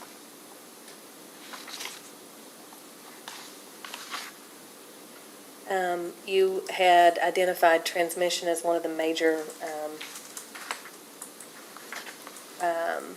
important factors in when you choose a site. And then the PJM interconnection process was referenced, and you talked about what phase you're in. Could you describe, especially since we have a lot of people in the audience who don't necessarily operate in this realm? Sure. on a daily basis, the way we all do, how that interconnection process works? And it can be fairly general, I just would Sure. like a description. Yeah, so they've recently overhauled the whole process, so I think in previous hearings, you're probably hearing about feasibility study, facility study, but now they've shifted to phase 1, phase 2, and phase 3. So how it works is we'll have a site, and we'll select our point of interconnection. That's where the project intends to tie into the interconnection transmission system. So sometimes that's a substation that's already built, or it's a point on a transmission line, which is the case for our project. So we'll submit the interconnection application with all the details, and we'll move forward as a study, phase 1, and then once you get through phase 1, they give you preliminary costs of how much it would take for us to pay to put the project on the grid. That includes any upgrades that are needed for the transmission facility.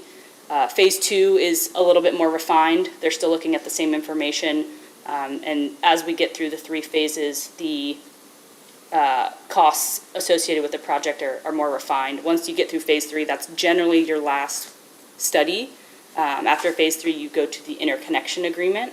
That's between PJM and the utility, in this case would be EKPC, and ourselves. It would be Crab Run Solar Project. So it's a 3-party interconnection agreement that we are agreeing to pay X amount, and this is the timelines that the utility has to put the project and do their upgrades. Sometimes they're significant upgrades, sometimes they're just, building a substation, or maybe they're just upgrading one transmission line.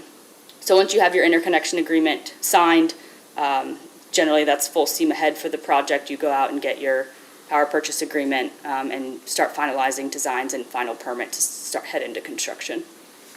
Did that answer your question? Yes, Okay. it does. Thank you for that overview. And PJM is a regional transmission organization. Yes. It's the largest one in the country, I believe. And they have a pretty complicated process for getting interconnected. Okay. How will local people know how to get in contact with you if there's an issue? Will you have a website, signage at the property, Yep. newspaper articles? What's your plan? I think all of the above. We will have a website with updated contact information. As I mentioned previously, we'll send out mailers to typically everyone within a half a mile, notifying them that construction is going to begin, and then we'll also have, that letter will have contact information and the website, and then ahead of construction, we'll host that public meeting as well to make sure people are aware, and then as well, they'll be given contact information. This siting board has emphasized multiple times that local outreach is essential to these things running smoothly, so I do hope that that's followed through. How many acres have to be cleared? I don't believe it's very many. I'll defer that, I think, to Ellen or Christina, maybe Cole. Sorry, I don't know who might be the best one. But right now it's used for cattle, so there's not a lot of tree growth on site. Most of what's there is either on the edge of the property, which we plan to maintain as existing vegetative buffer, and then there are some trees along Crab Run as well, which we would not impact. Okay. Who is going to be the best witness to talk about specifics of water runoff and soil? That'll be Mike Ivy. Okay, so to talk to us in detail about those Yes, things? yeah. And who was that again? I'm sorry. Mike Ivy, Michael Ivy.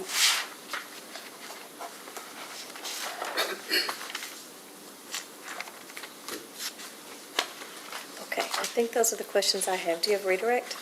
I just have a couple of quick clarification questions. Before you start, Yes. this is the time when I need to step out for an hour. And so, Commissioner Reagan, do you want to take a break right now real quick before we do redirect, or do you want to keep on with this witness? I'm Whatever. turning the courtroom over to you for a little bit. Whatever people want to do. You want to finish with this witness and then break? May I ask a question? Sure. Oh, of the witness? Of It's the not quite your not- turn. After she does Okay. her redirect, then you'll get an you. opportunity for recross. And I think if we're not going to break, I'm going to step out for an hour. Okay, Okay. go ahead. Thank you. You mentioned the project will have a website. The project has had a website for some Yes. time already, correct? That's correct, yes. And it was published before the public information meeting and then has been available continuously Yes, since then? yeah, it's active and updated. I think you said, and maybe I just misheard, there would be 2 access points. Are there 3 access points that are part of the site plan currently? You may be correct. I might ask that Cole confirm that. And then the project has completed PJM Phase 1, correct? Correct. And is in Phase 2. Correct. Was there a map of the site plan that was provided and available to people who attended the public information meeting? Yes. And is it correct about 40, 45, 50 people attended the PIM? Yes. Those are all the questions I have. Anything else? Go ahead. Does Savion plan to own 100% of the project for the life of the project? As of today, we do. Yes. Thank you. No further questions. Nothing? Okay.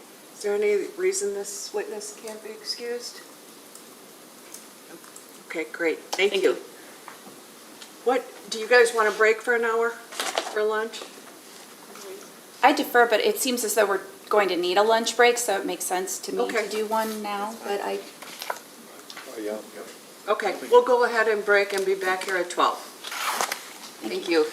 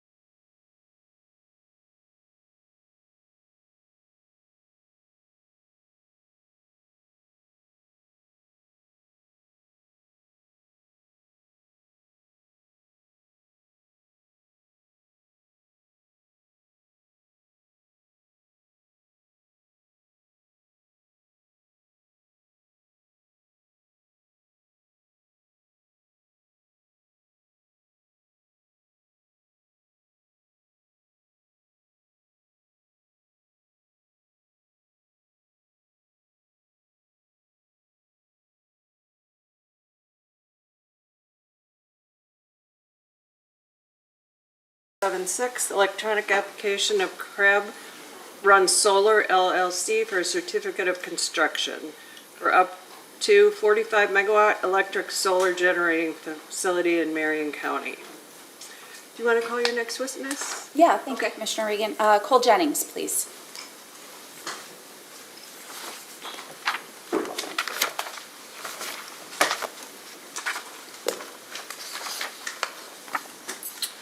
Will you raise your right hand?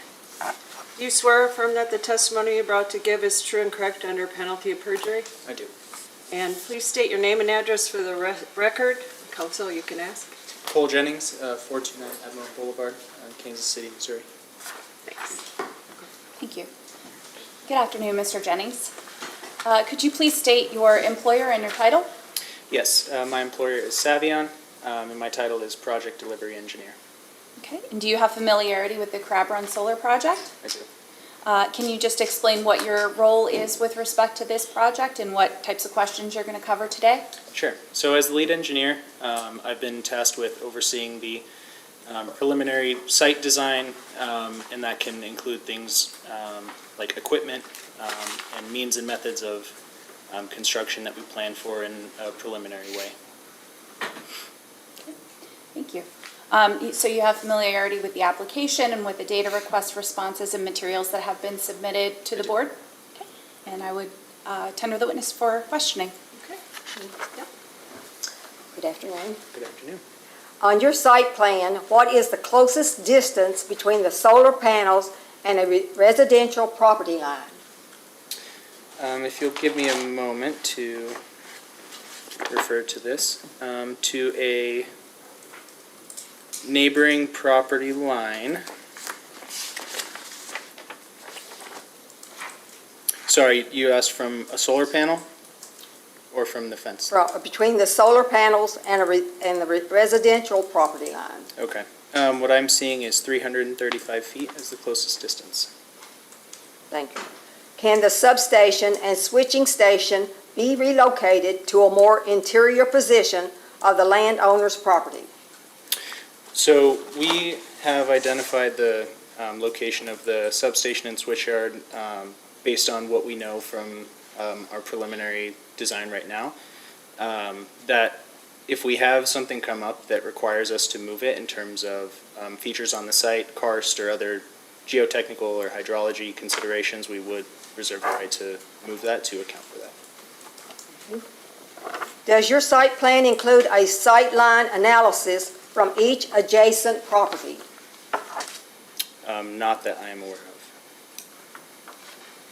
Were the county roads that will be used during construction designed to carry the weight required for the project delivery loads? So we have not conducted a formal haul route analysis yet. So as we get closer to construction, we'll have a detailed survey that's done to understand the full condition of the existing roads, and that will lead us to a full haul route that will most adequately handle the construction traffic. Does the project provide funds to the state and county for road repair? I'm not best positioned to speak on that. I will defer that to someone else on our team. Has hail damage been a problem on other solar projects you've worked on? Does this application include any commitment to repair damaged panels with a site time? What was that last part? Does this application include any commitment to repair damaged panels within a set time? Okay, understood. I don't believe that the application lists specifically with regards to hail damage. However, we take into account the frequency and possibilities of hailstorms depending on the region that the project is in and where it is. So we take certain measures with our design to avoid hail damage as best as we can. However, we have insurance that is present in the event of acts like hailstorms that could cause damage. We will be able to replace and fix that. Marion County is home to bourbon distilleries, including Maker's Mark in Loretto. Did your maintenance plan account for the effect of whiskey fungus on panel cleaning requirements on surface integrity over the life of this project? I do not believe so. That's all the questions I have. Thank you. Counsel? Mr. Jennings, if I ask you any questions and there's a better witness that's able to answer those questions, just please let me know. I believe this question might have been deferred to you, is how are local officials, local fire and emergency officials trained to prevent or to help if there's a fire, any type of emergency situation that might arise at that facility? Sure. So prior to the site going into operations, we'll invite the local fire department as well as the local police force to come see the site to gather information on access points, where gates are located, things of that nature, just so that in the event of something happening, they understand the routes that we typically take to get to the site, where the important parts are on the site, and things of that nature. So we provide them as much information as they request to ensure that they can handle anything that occurs safely. So will you actively, or Crab Run Solar actively try to train them, or is it only if they reach out to you? No, we will reach out to them in terms of coordinating with them. How often will that training occur? Does it happen every year or every 6 months?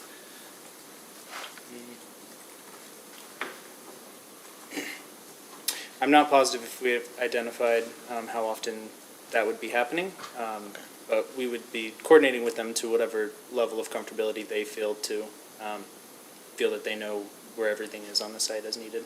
And so is this project monitored sort of like in a call center or a data center? So say, for instance, there's a fire in one of the panels. How is Crab Run Solar or a operator there notified that there's an issue with one of the panels?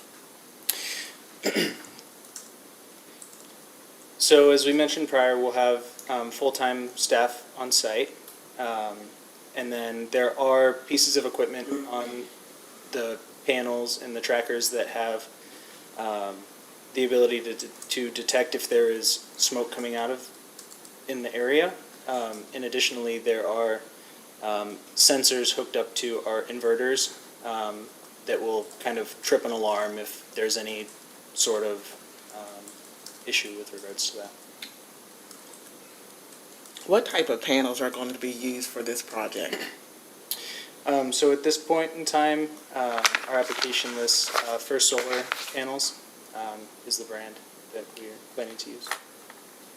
Are these solar arrays, are they going to be tracked or fixed? They will be tracked. Are the panels going to be encased?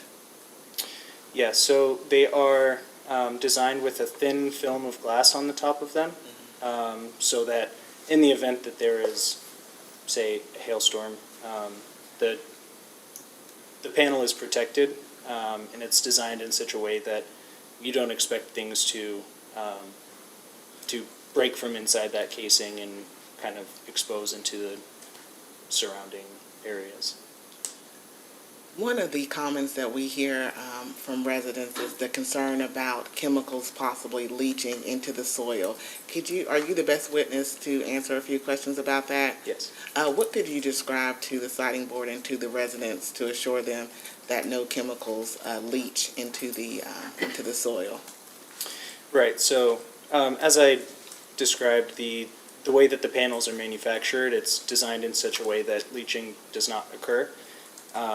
There's this protective film layer of glass on top that is designed kind of similarly to like a car windshield, that's designed to not shatter and allow glass to fall over and into the ground, and also the rest of the elements of the panel as well. So the design of the panels themselves is what best allows it to not have to experience any of that leaching kind of concern. Are these panels going to be anti-glare panels?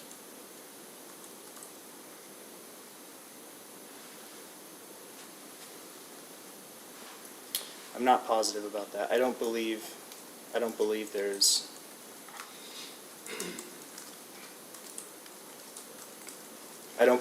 a layer of anti-glare material on them per se. What is the process, once you receive notification that a panel has been damaged, what is the timeline to get that panel fixed? So we will plan to store some spare panels on the site in some storage containers so that we have the ability to replace them very quickly within a matter of days at most, because we should expect to have that supply on site. And so we have those full-time workers on site that are technicians that are qualified and able to carry out those maintenance acts like changing out panels. What happens to the panel that's damaged? Where does it go to? I don't believe for this project we've specified that exactly yet, but typically what we'll do is we can work with third party. There are solar panel recycling companies that we've worked with in the past to ship them out there to be properly disposed of as the manufacturer is intended. I think that's all the questions I have right now for this witness. Secretary Lyons?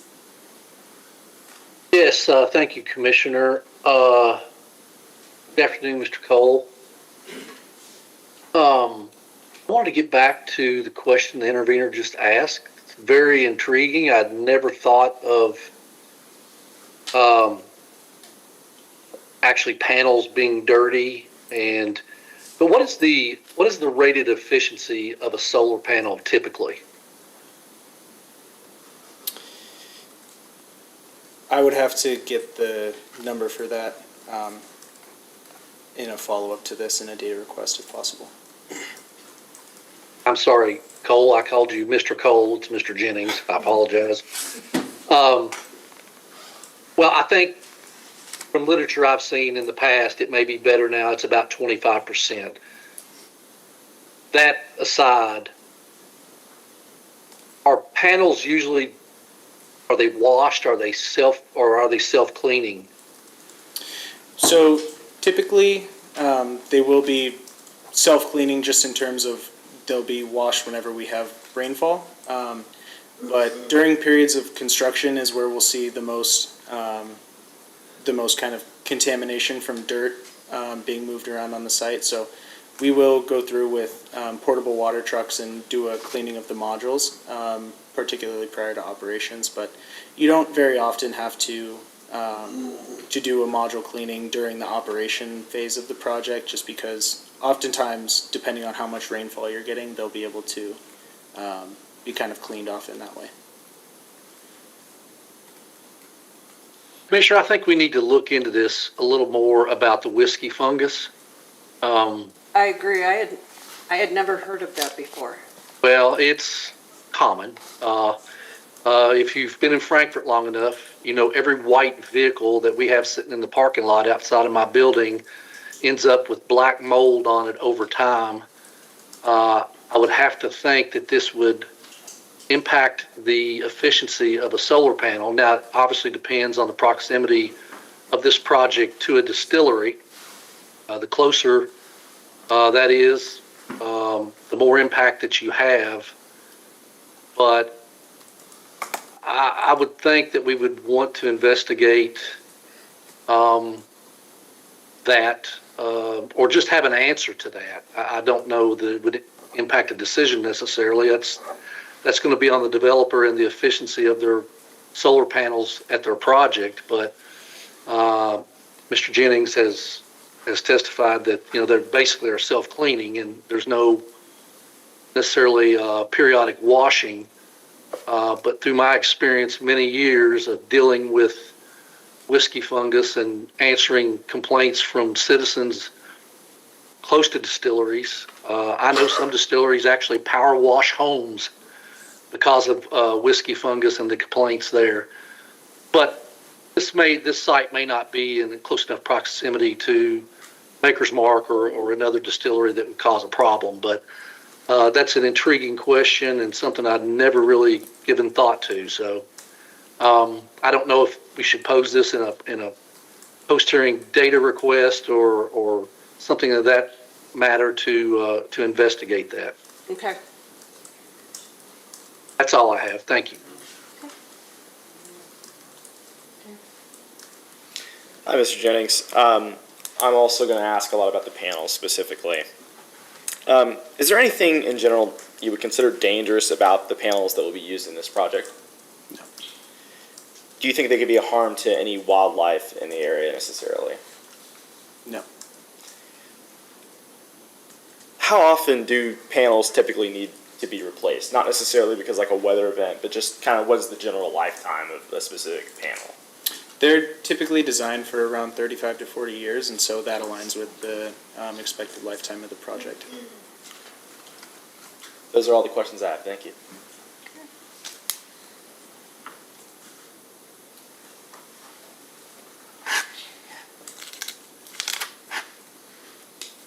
So I just have one question about, we've had 7 or 8 disasters this year. What happens if there's a tornado? What happens in the event that there's a tornado and the solar farm goes down? Is there a action plan you have? Yeah, so we will have an emergency action plan that outlines step-by-step different types of events such as that, how we handle that. That would be fully fleshed out closer to the start of construction. But yes, in general, we take good care to ensure that those types of events are accounted for, and we have the resources to kind of recover from any of those types of events that we could see. But those resources would not be local, is that correct? There would just be, you said 2 full-time people? We will have, I think we said between 2 and 4 full-time employees on the site.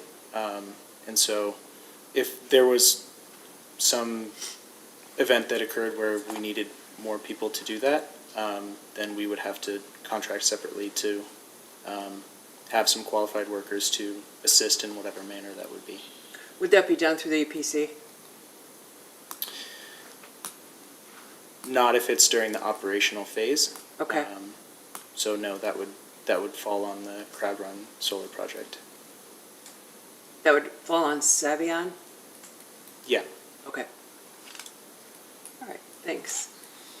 Dirk? No, thank you. Okay. Anything? I have an additional question.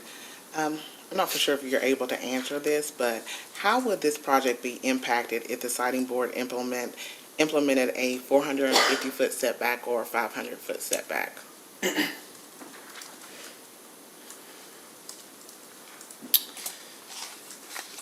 Well, we would have to account for that by implementing those setbacks, and what that could look like is, in practice, is removing some of the panels that we had planned to do, or shrinking the distance between each row of panels to kind of consolidate the amount of space used. No further questions. May I ask a clarification question on that one? Was that a 400, when you asked the question, did you intend that to be from a distance from panels? From panels. Thank you. Is there any reason this witness can't be excused? Okay, thank you. You can call your next witness. Thank you. Next, we will call Michael Ivy.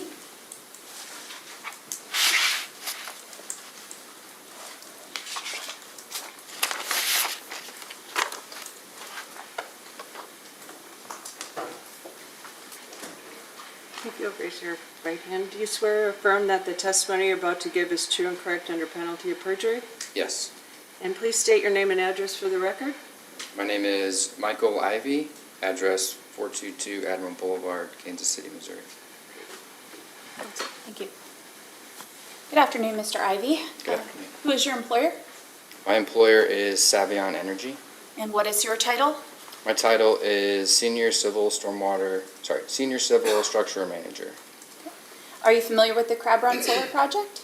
Yes. And generally speaking, what has your role been with the project? Our projects that go through development, my primary role is to help manage and our subcontractors for hydrology and geotech reports that we get done and We also do internal hydrology and geotech desktop work, and so my role is to help facilitate those and manage those. Are you familiar with the application and the data request responses that have been submitted? Yes. Okay, and can you just summarize so we're clear what topics you're primarily focusing on covering today? Sure. The topics I'd primarily be covering will be stormwater and any kind of site civil work for the project. Thank you. He's available for questioning. Okay, questions? There were some comments that were received regarding, oh, I'm sorry, I skipped you, sorry. He's going to. Okay, yes. If the stormwater system fails and a neighbor's land floods, what can the neighbor do besides reporting the problem to the developer? Great question. So part of the development process is we will be required to get 2 construction permits, 2 stormwater permits, one for construction, one for post-construction. During that process, we'll have designs put in place to help manage the stormwater. Primarily that it won't be any worse after construction than it is in its current state. If those things fail, typically that goes back to the engineer of record, goes back to the company who put those in place, and mitigation can be figured out from there. And how to fix things. Is there a pre-funded account to compensate adjacent landowners for flood damage or crop loss if the system fails? To my knowledge, no, there's no pre-funded account. Did your assessment look at whether pile driving could affect groundwater feeding adjacent private wells? We haven't done pile embedment depth analysis yet, just due that we don't have our geotech analysis, so we don't know the soil characteristics. Typically, we're driving piles somewhere between 5 and 10 feet, and they're spaced every 25 to 30 feet. I don't know the depth of groundwater here, but typically those depths won't be affecting any type of groundwater aquifer system in that case. Was a baseline test done on the neighbor's well water before construction? Without one, how would anyone detect a future change in this project? A well test has not been done to date on any current wells or neighboring wells. I think that's something that we could probably look into accommodating and seeing what that looks like. Does the plan include a specific protocol to restore the soil to farming productivity after decommissioning? Yes, that should be in the decommissioning and restoration plan. Without a baseline soil test before construction, how would anyone verify 30 years from now that the land has truly been restored?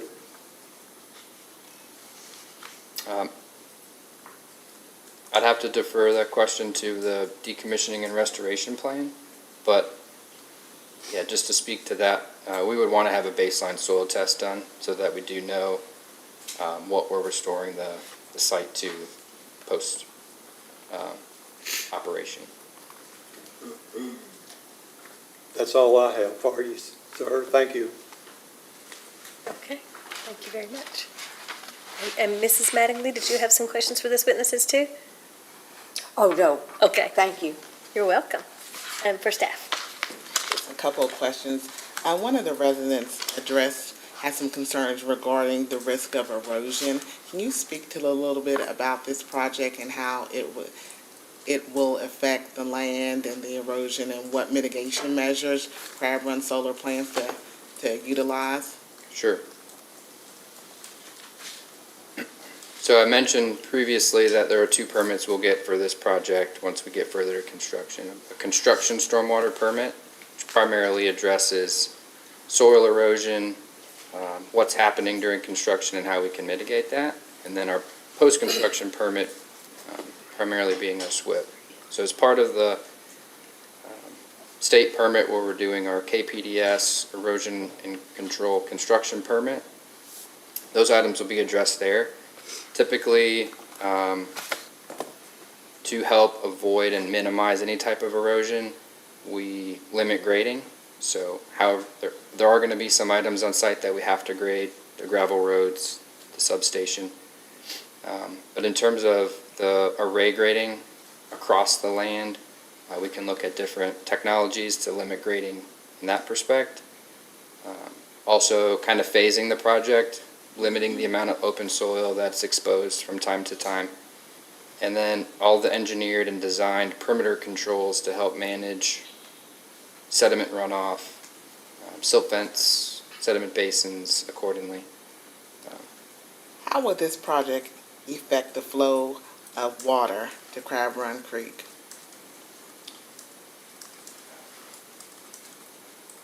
We haven't completed our post-construction or post-development hydrology study. So as part of that permit and the SWIP process and the stormwater permit, we'll model the existing condition compared to the proposed condition, so we'll know exactly what's happening.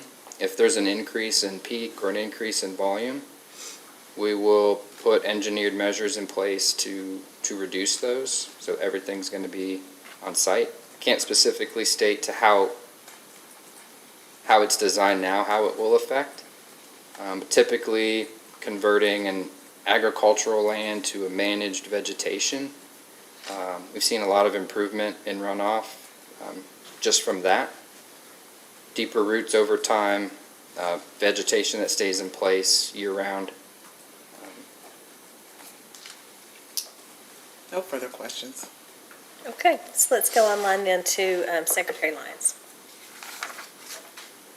Madam Chair, I think all my questions have been asked and answered that I would have asked this witness. Thank you. Okay, thank you. And Mr. Hammock? I have one question, kind of following up on a question Ms. Carr asked. In public comment, someone was concerned about the impact of the project on water quality. So I know she asked about water volume. I was curious, is there any measurement that's taken of water quality before the project? And essentially, has that been considered as a possible issue in the future for the project? Sure.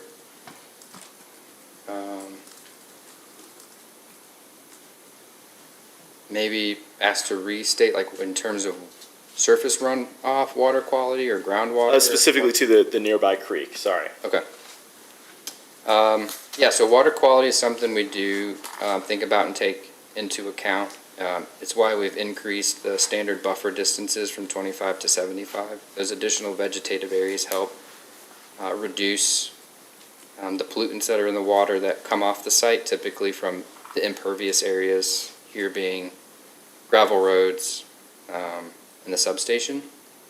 So those are a big part of helping remove some of the pollutants just from those added vegetative buffers. Those are the only questions I have. Thank you. Thank you. Commissioner Regan? Just wanted to follow up on Ms. Carr's questions from the previous witness. If the setbacks were moved to 450 feet or more, structurally, does that cause any problems from your perspective in anything that you do? We would have a bigger vegetated buffer between the project and the property boundary. Okay.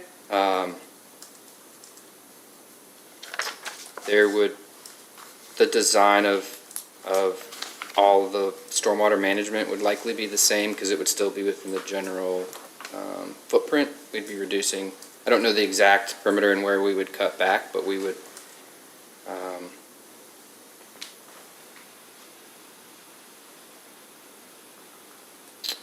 We would be reducing some panel area and some of the project in which we're maintaining, so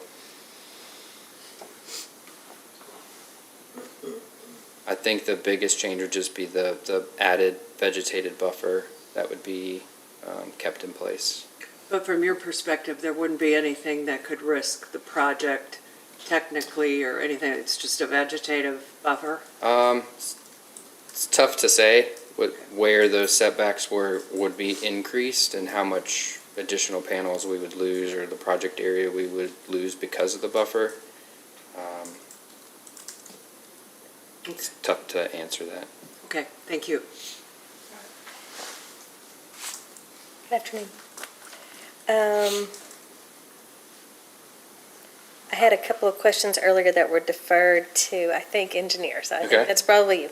I was asking just for a general description of how your runoff plan works. And I heard from you earlier that you have to go through 2 different levels of approvals, may not have gotten that accomplished yet. Is that right, or do you have a plan? Correct, we're not there yet. Those permits and those design features are best suited when we have a final site plan, so we know where items are long-term. Could you give us an idea of typically what that consists of? I know it's a very broad question. Sure, but so- just for general understanding. Typically, once we hire the EPC contractor and we can get a 30% design, usually site civil work takes place first, so we can get a really good proximity of where the layout's going to be at about a 30 to 60% design. And usually around then we would start, in addition to those designs, we would start implementing erosion control features, the permanent stormwater features, and starting that permitting process. Okay, but I'm asking, what does the plan consist of? Like, what sorts of things do you do? You talked about planting deep vegetation. Do you dig trenches? Like, what else do you do Gotcha. to manage runoff? Additional features we can use to manage runoff would be vegetated swales. So if there's water flowing in a particular direction, we can divert it maybe to a sediment pond or a stormwater retention pond to help further infiltrate, kind of settle out any sediment before clean water leaves those ponds. From an erosion control perspective, all downstream sides of the project would be lined with silt fence. Depending on the flow, it could be a double silt fence. Depending on the flow and the drainage area coming to those areas, we would do even more robust measures, so a sediment basin or a sediment trap. We also, along the silt fence routes, we put rock outlets, so that helps slow the water down, filter out sediment, and allow cleaner water to leave the site. Additional sediment, erosion and sediment control is just going to be vegetation, getting our vegetation established. For the state of Kentucky, it's required to get 80% of the site vegetated before the permits are released.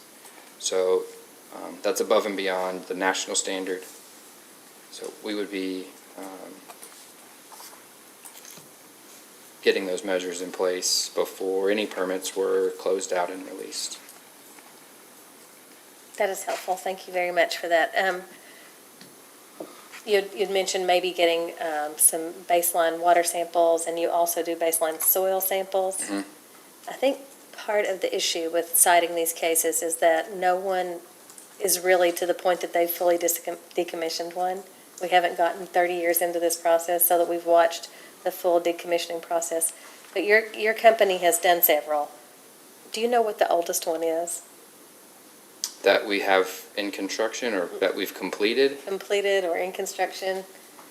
Just curious, and if you don't know that, that's fine. I'm just curious how far along your company is in that process. I guess that we've constructed, I would say our oldest one that's been completed and that's in operations is a year, Oh, okay. 2. Okay. Yeah, I was thinking maybe there were some 10-year-old sites around that we could compare it to. And then, do you know how many acres are going to get cleared total under the current plan? I don't. anybody that you know of that would? We would know that at a later stage once we got to EPC and we put together a grading plan. Okay. And more of a detailed site. And as part of the reason why you don't have your completed runoff plan and completed idea of how many acres you're going to be clearing is part of the reason you don't have all that yet, because you don't have a certificate from the PSC to start construction. Are you waiting to get our setbacks and our mitigation measures? Correct, yeah, so being preliminary, we know that the layout's likely to change. We're also still, need to get our geotech and third-party hydrology studies, so there's still some items we would like to see before we finalize the site plan. And that's not required before you get to this process, Correct, but it's required before you would start construction? correct. Okay. Redirect? It's not directly a redirect, but it was a question posed to an earlier witness that I know this witness knows the answer to. May I just cover that? I'll call it redirect. Okay, very good. Mr. Ivy, do you know the answer to the question as to whether the panels will have an anti-reflective coating? Yes, they will. Okay, just to clarify that issue. That's the only redirect I have. Okay. And is there any recross? No, ma'am. Okay. Thank you. Any recross? No further questions. Any other commissioners have recross? No. All right. Any reason this witness couldn't be excused? All right. Thank you, sir. You're Thank you. excused. Thank you, Commissioner Reagan, for filling in for me. I appreciate that while I stepped out to be on a panel. And you may call your next witness. Thank you. Ellen Mullins, please.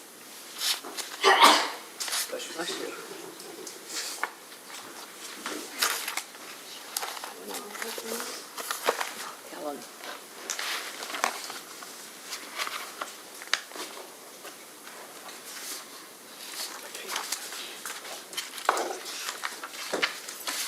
Good afternoon. Would you raise your right hand to be sworn? Do you swear or affirm the testimony you're about to give is true and correct under penalty of perjury? I do. Thank you, Ms. Mullins. And if you would, tell us your full name and business address. Ellen Mullins, 901 Woodland Street, Nashville, Tennessee. Okay, counsel? Thank you. Ms. Mullins, who's your employer? Environmental Resources Management Incorporated. And what does that company do? We are an environmental consulting company. What's your title? It is Principal Technical Consultant. Did you and your company have involvement with preparing materials for the Crab Run Solar Project's application and data requests responses? Yes. What was your role? The project lead and helping to facilitate the development of some of those technical studies.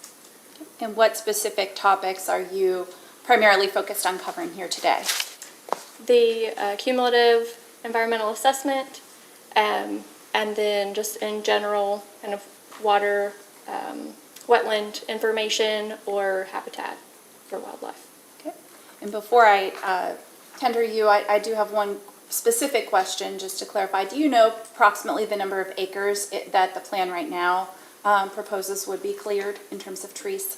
Yes, and the application, we have a figure that shows about 8.5 acres, and that would be kind of a conservative estimate of a lot of the tree removal across the site. They're mostly in kind of small clumps or fence rows, and some of those coincide with some of the waters that will be avoided. So that's on the higher end of the estimate of potential clearing.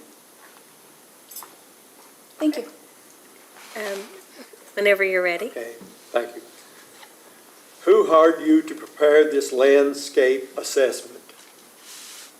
Savion. Were your findings reviewed by any independent scenic expert before they were filed with this board? For the landscape plan and specifics?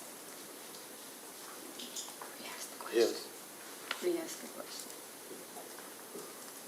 Were your findings reviewed by any independent scenic expert before they were filed with the board? I don't know that a third party reviewed our landscape plan, but it was prepared by Environmental Resources Management and, obviously seen by Savion and filing of the application. Did you survey any of the 19 adjacent property owners about how they used and enjoyed this landscape? We did not survey adjacent landowners. Maker's Mark Distillery draws significant tourism to our area. Was the economic value of that tourism considered in your assessment? I will defer that to our economic study expert, Dr. Pinkston. That's all the That's questions all the he asked. questions. Thank you. Thank you. All right, staff. Are there going to be any air pollutants during the construction of this project?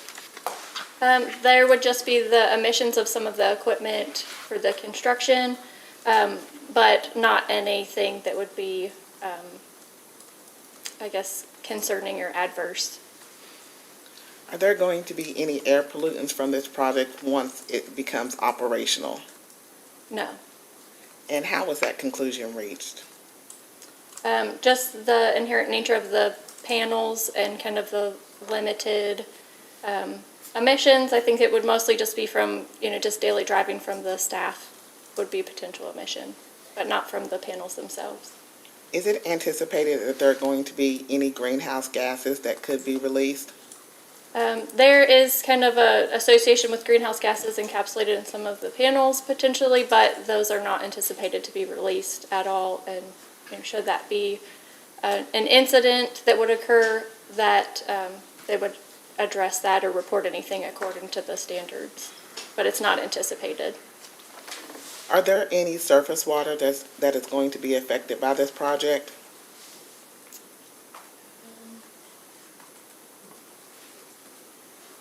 I guess the surface water is going to still be going across the landscape, and it's not expected to be significantly different than today. Obviously, the site will look a bit different, but it should just be kind of flowing across the site and eventually ending up in Crab Run. Is there a creek or a river or pond or lake on the site? On the site, there's multiple wetlands and creeks. The majority of them are going to be avoided from the layout. There is an existing kind of farm crossing that is proposed for improvement, so they're anticipating kind of maybe putting in a culvert there and getting an Army Corps permit to do that. Gotcha. Thank you. Go ahead, Council. How will waste such as wooden pallets and packaging material and other debris be disposed of? Those would be hauled off-site and disposed of appropriately. How will surface and groundwater contamination be prevented? Those would be from the on-site best management practices through construction, especially, and acquiring permits like an Army Corps permit, should that be required for a access road crossing, and then also with the KPDS stormwater permit, and then the stormwater pollution plan that comes into effect. And then that has monitoring throughout construction and requirements that have to be met to be closed. No further questions. Okay. And Secretary Lime?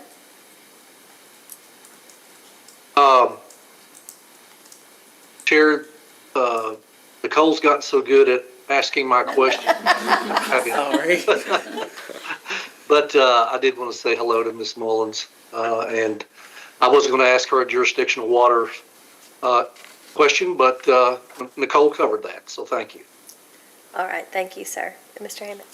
All my questions have been answered as well. So Okay, thank you. thank you, Commissioner. Same. Okay. And I asked mine by interrupting other people, so mine are answered as well. Is there any redirect? No, thank you. Okay. In that case, any reason this witness couldn't be excused? All right, thank you, ma'am. You're excused.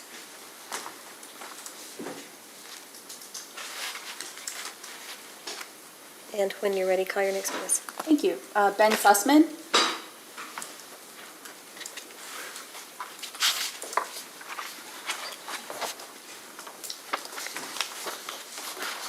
Good afternoon. Would you raise your right hand to be sworn? Do you swear or affirm the testimony you're about to give is true and correct under penalty of perjury? I do. Thank you. Please be seated. Tell us your full name and business address, if you will. My name is Benjamin Sussman. My business address is 1776 I Street Northwest, Suite 725, Washington, D.C. 20006. Council? Thank you. Good afternoon, Mr. Sussman. Afternoon. Who is your employer? Environmental Resources Management. What's your title? I'm an associate technical partner. And what is your area of focus? I'm the subject matter expert for visual resources and visual impacts. Were you also involved with the preparation of the landscape plan? I supervise the individual who prepared it.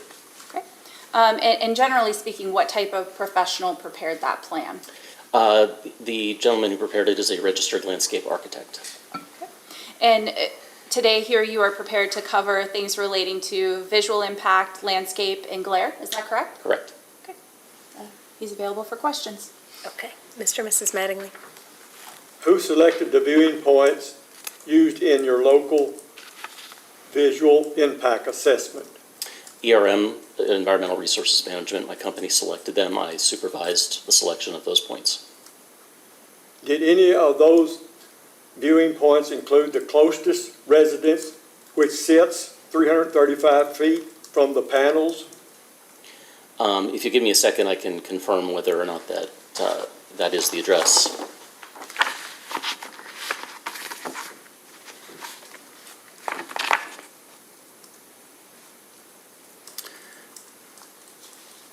Yes, in fact, key observation point 109 is taken from adjacent to 3330 Frogtown Road, which is the address, I believe, that is 335 feet from the panels.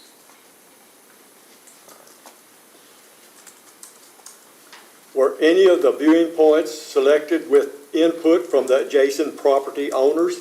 No, sir. Does your assessment include a visual model showing that the view looks like in the first year or two before the screening vegetation reaches effective height? No, sir. Was the drive to Maker's Mark Distillery, a National Historic Landmark, included as a viewing point in your assessment? No. In your professional experience, how do those properties setbacks from existing fence lines to solar panels compare to what you have seen at other solar facilities? In my experience, we have seen setbacks that range from less distance than what we're seeing now to considerably greater. And we have seen setbacks that do and do not have any kind of vegetation screening. So there's a wide variety. That's all I have for you, sir. Thank you. Thank you. Thank you. Staff?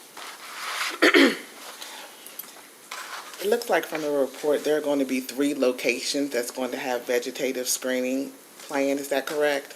I believe it's 2. I believe there's one along that is between the project site and the houses on the east side of Frogtown Road, and then another on the eastern boundary of the project site.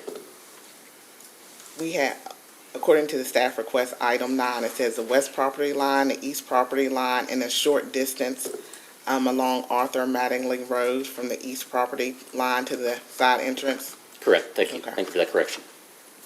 How was it determined which areas would have vegetative screening?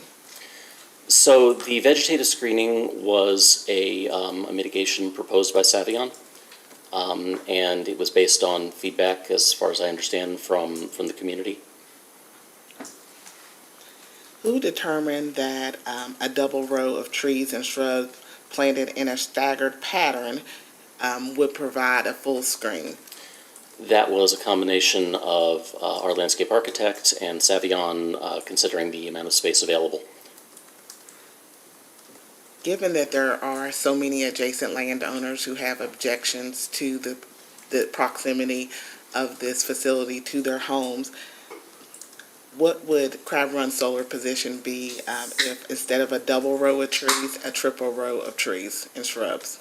I can't speak for Crab Run LLC per se. So I will limit my answer to that for the moment.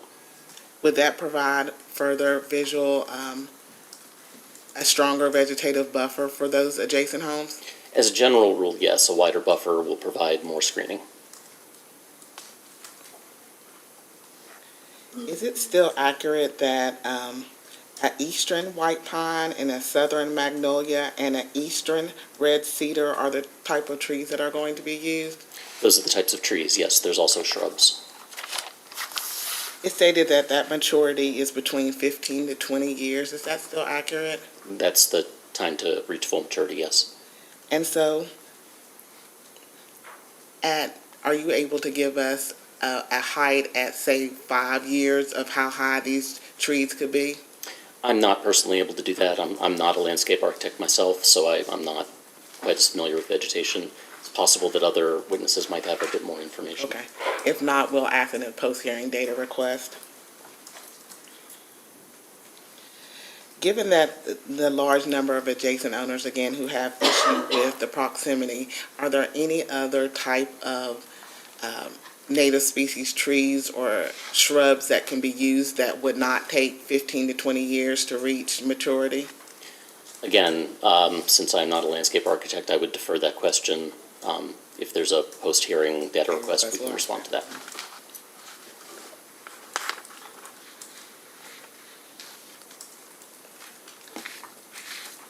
I'm referring to your visual simulation that you referred to, KOP 109 on Frogtown Road. Yes, ma'am. Under the closest project feature, and I just want to get clarification on there, it says 455 feet to the closest project feature. What is that project feature? I believe it would be a solar panel.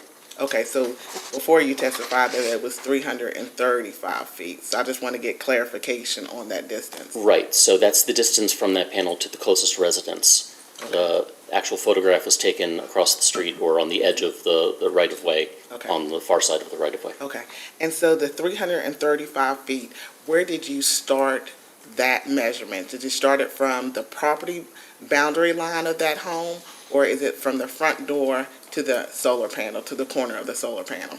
I'm going to give you the best answer I have, but other witnesses can probably answer that better. I believe it is from the panel to the residence itself. Okay.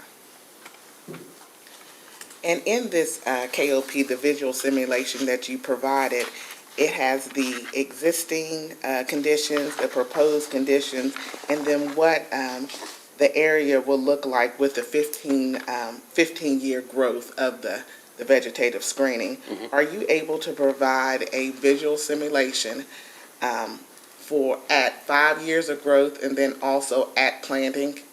That is something we could provide, again, in response to a post-hearing request. We'll be requesting that in the post-hearing data response.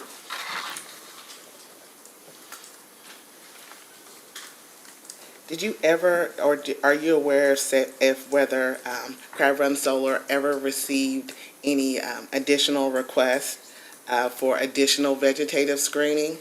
I am not aware of any such requests. Are all the plants or the trees or shrubs that are going to be used for the vegetative buffer, are those all going to be native to Kentucky? I don't believe they're all native. I know, for example, the wax myrtle shrub that is included in the shrub row is not native. However, my understanding is that all of these species are either native or locally appropriate and have been used in other comparable situations. What height are the trees and shrubs going to be planted at? They'll be planted at a height of 4 to 6 feet. Do you know the height of the fence that's actually going to be used for this project? I don't offhand. Do you know if it's possible to plant the trees at a higher height than 4 to 6 feet at the time the project is being constructed? I believe taller trees can usually be procured depending on availability. Will there be 2 acres of native pollinators? I do not know the answer to that. Are you able to describe what type of fencing is going to be used for this project? I'm going to defer that to a subsequent witness who can answer details like that. No further questions at this time. Secretary Lyons? Yes, thank you, Madam Chair. This is a follow-up to questions regarding species. You just mentioned the wax myrtle. I saw that in the listing, and I immediately recognized that as a non-native, so I did check with our forestry division. That is a southern coastal species now. Climate change may have changed things as far as that species go and its ability to be more suited for northern climates, but as of right now, it's typically doesn't do well this far north in Kentucky. I think we would like to see some other species used rather than a non-native species, and also one that is more suited for the climates, the winters in Kentucky. So in a post-hearing data request, I would like to ask for some substitute species that are more suited for Kentucky winters. Understood. That's all I had, but go ahead. I'm sorry. I was just saying understood. All right. That's all I had, Madam Chair. Thank you, Secretary. I have no questions for this witness. Thank you. Commissioner Regan? I have no questions. So the questions that were asked about the native pollinators and the types of fencing, do you know who would be the best people to ask? I believe Ms. Martins can answer those. Okay. And that's all the questions I have. Redirect. I have no redirect. All right. Any reason this witness can't be excused? Just one question. Could you explain why glare would not be an issue for this project, especially for the homes that are adjacent to the property? Right. So I supervise the individuals who prepared the glare study, and they use a standard software called Glare Gauge to do the analysis. And based on that finding, based on the finding of that software, there would be no glare at any of the residences. My understanding is that essentially because the panels face more or less south, and they track across the sun across the sky, and because the sun is to the south in this location, glare occurs sort of opposite the direction of the sun, so it bounces off the panels and keeps going in the direction, the light keeps going in the direction in which it came from. So any glare that could theoretically happen would essentially be to the north, or sort of the arc to the north, and there just isn't any glare in this case. No further questions. Okay. All right. Any reason this witness can't be excused now? Thank you, sir. You can stand down. Do we need a break, or do we want to move into a next witness? I'll entertain a request for a break if anybody needs one. All right. Seeing none. Call your next witness, please. Christina Martins, please.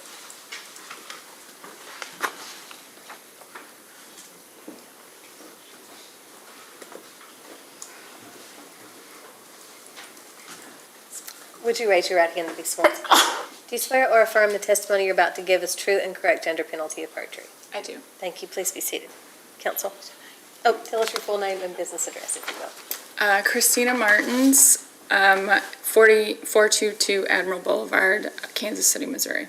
Thank you. Good afternoon, Ms. Martins. Who is your employer? Savion. And what is your title? Permitting and Environmental Director. Okay. And what does that entail?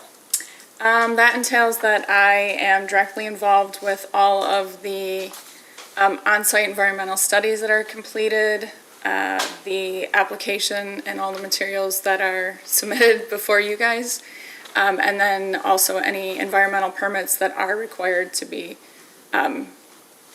sought for the actual construction when we get to that point. And you had that role for the Run Solar project? I do. And you also have knowledge regarding vegetation management and then coordination with local permits as well? Yes. There were a couple of questions that I think you are the correct person just to point to. The first was,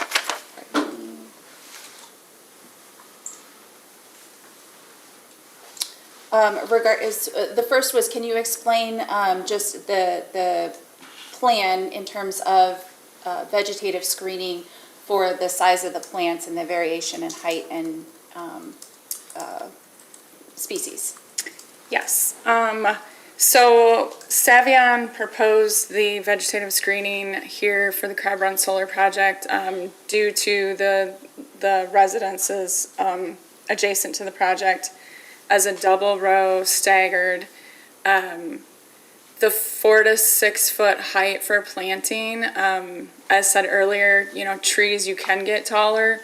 Survivability, the bigger they go, can sometimes become an issue. And also the availability becomes a little bit harder to get the larger they are. So 4 to 6 feet is fairly standard and usually more readily available. So that is why that size was chosen. And I guess I will say, it was noted before, I am a landscape architect, but I'm only registered in the state of Michigan. So if it comes to specifics on Kentucky natives, I'm not as off the top of my head knowledgeable. So I'll just point that out. And are you also familiar with the type of fencing that is proposed to be used for the project? Yes, so the type of fencing that is proposed, I was listening earlier, and we call it a deer fencing, and I guess maybe that's a little bit confusing. It's not specifically for deer per se, but it's more of a wildlife friendly fencing, I guess is maybe a better way to put it. It's instead of using the smaller chain link style, or especially around the solar array itself, no barbed wire. I think maybe originally there was a lot of chain link and barbed wire used surrounding a solar site. So we've gone to more this environmentally wildlife friendly fence. So it's more, I like to compare it to like a hog fence, but flipped upside down. But there's multiple styles, but usually there's wider openings and gaps on the bottom so that your raccoons, possums, turtles, all that sort of stuff have a free flow through versus having that small little 4-inch hole for a chain link or something. So that you're not inhibiting or impeding smaller wildlife to get through. The height is usually 6 or 7 feet. Around the solar array itself, which does not, in essence, prohibit deer from jumping into it. But also by not having barbed wire, it doesn't prevent them from jumping back out of it either. So if a deer does so choose to try to jump a fence, there's at least not barbed wire for them to get hung up in. So that is generally what we mean by the deer fence, is just more that wildlife friendly type of fence for all sizes of animals. So that cleared it up, hopefully. Thank you. Yeah, and she's available for questioning. Okay. Thank you. When this screening plan was designed, did Marion County have any public input on the design? Did you say when the grading plan? When the screening plan? Oh, screening plan, sorry. So the screening plan, no, I do not believe there was any direct input on what was chosen for it. It was more just, what is available. I did take, Commissioner Lyons' note about, possibly switching out that myrtle. I think those types of recommendations or thoughts are good to know based off of that. But I do not believe there was any direct input. Does your screening plan extend to adjacent agricultural landowners, or does it apply only at residential boundaries? The 3 locations that were chosen for the screening are specific to view sheds from adjacent residentials, not specific to agricultural fields. I would note, though, that in addition to the proposed screening locations, we are also proposing to leave all the surrounding fence lines, existing vegetation in place. So it'll be added to between the existing vegetation and the fence line in the 3 locations chosen. Does your plan commit to a minimum screening height? What is the replacement standard if plants fail? minimum screening height at planting, we're proposing 4 to 6 feet. Each individual tree planted or shrub planted has a different varying maximum mature height. Replacement is generally a standard based off of who provides the screening, but it's usually somewhere between 1 and 3 years mandatory, like replacement. And then there is potentially something in the order. I'm not sure if I remember. I'm trying to remember back from Pike and Lindbergh. But generally speaking, replacement happens as needed after winters, in the spring of the year. Thank you. Is there any independent monitoring to verify the screening is working as intended? I would probably say no because of the word independent, so I'm not sure what you meant by that, but there will be on-site management of vegetation, through the project, so there are going to be people out there making sure that things are alive and taken care of. How long will the plants take to reach effective height?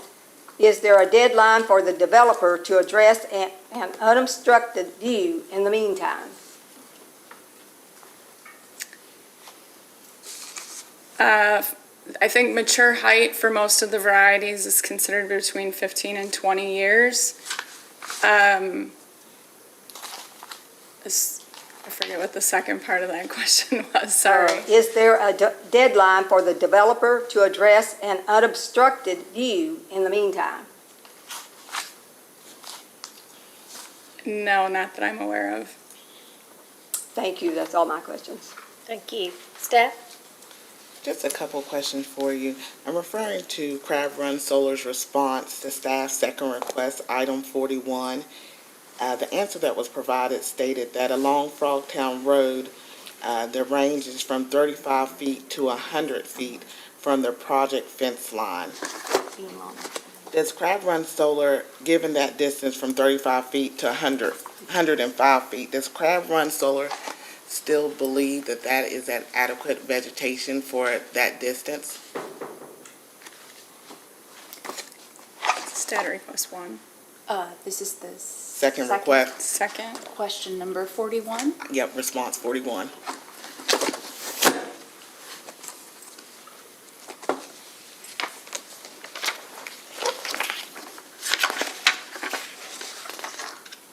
And is that paragraph started as provided the landscape plan?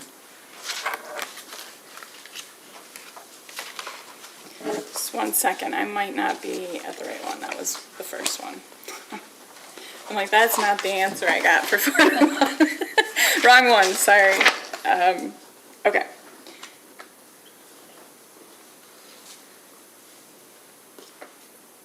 And it says the distance. So as far as the location of the screening within the setback, Yep, the distance between the project fence line and the boundary of the parcels adjacent to the project along Frogtown Road ranges from 35 to 100 feet from the project fence line. mm-hmm. And so is it Crab Run Solar position that that is, given those distances, that's still a double row of staggered vegetative buffer is enough? I mean, yeah, the staggered double row has the intent, and the reason for choosing the varieties we did was that they're all evergreen, so they don't drop leaves in the winter. But that double row, once they grow, essentially means that you can't, see through them very well. So I would say that yes, I think that given the distance doesn't necessarily make it any different if you're closer or farther away because you're looking through the same screening. So I think it is still true. And so that's still the position as far as the on Arthur Mattingly Road, it has a parcel that's 50 feet from the project line. Yes. And so I know a visual simulation was provided as far as what that vegetative buffer will look like at 15 years, but I know it might be a speculation, but at 5 years, how high would those shrubs or trees be? Yeah, so I mean, with planting them at 4 to 6 feet, it's hard to say specifically, but usually within the first year to 2, they don't put on a ton of height because they're more getting roots established. But then after that, they start growing at their typical rate. For most of these species, I'm not real familiar, but I would say like 6 inches to a foot a year is not too uncommon in a growing condition. But I would also like to point out that every single individual plant is different, so you can't give us, if you're planting a whole row, they're not all going to grow exactly the same. So between soil and location and how much water and just general plant genetics, there will be varying heights. No further questions, Chair. Okay. Secretary Lyons? Thank you, Madam Chair. Good afternoon, Ms. Martins. Just a few questions. I think most about everything that you would be involved with has been covered. But let's talk about the Phase 1 environmental site assessment. Were there any recognized environmental conditions noted during the Phase 1?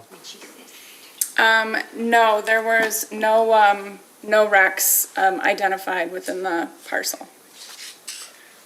But there was a couple of things I want to ask about. There was noted there was about 100 tires. I'm not sure the location of those. Do you know what the plan is for those?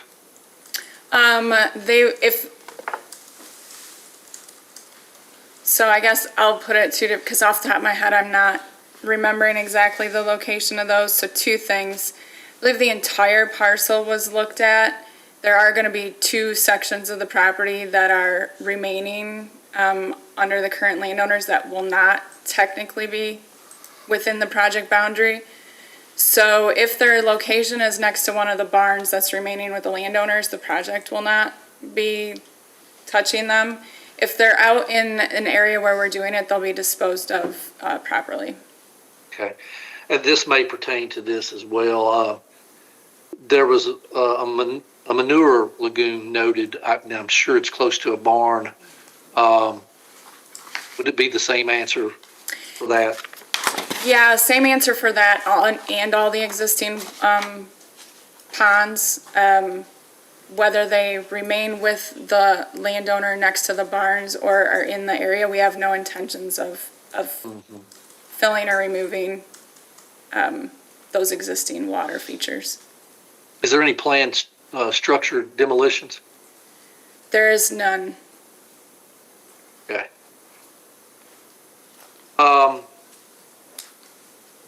Let's see here.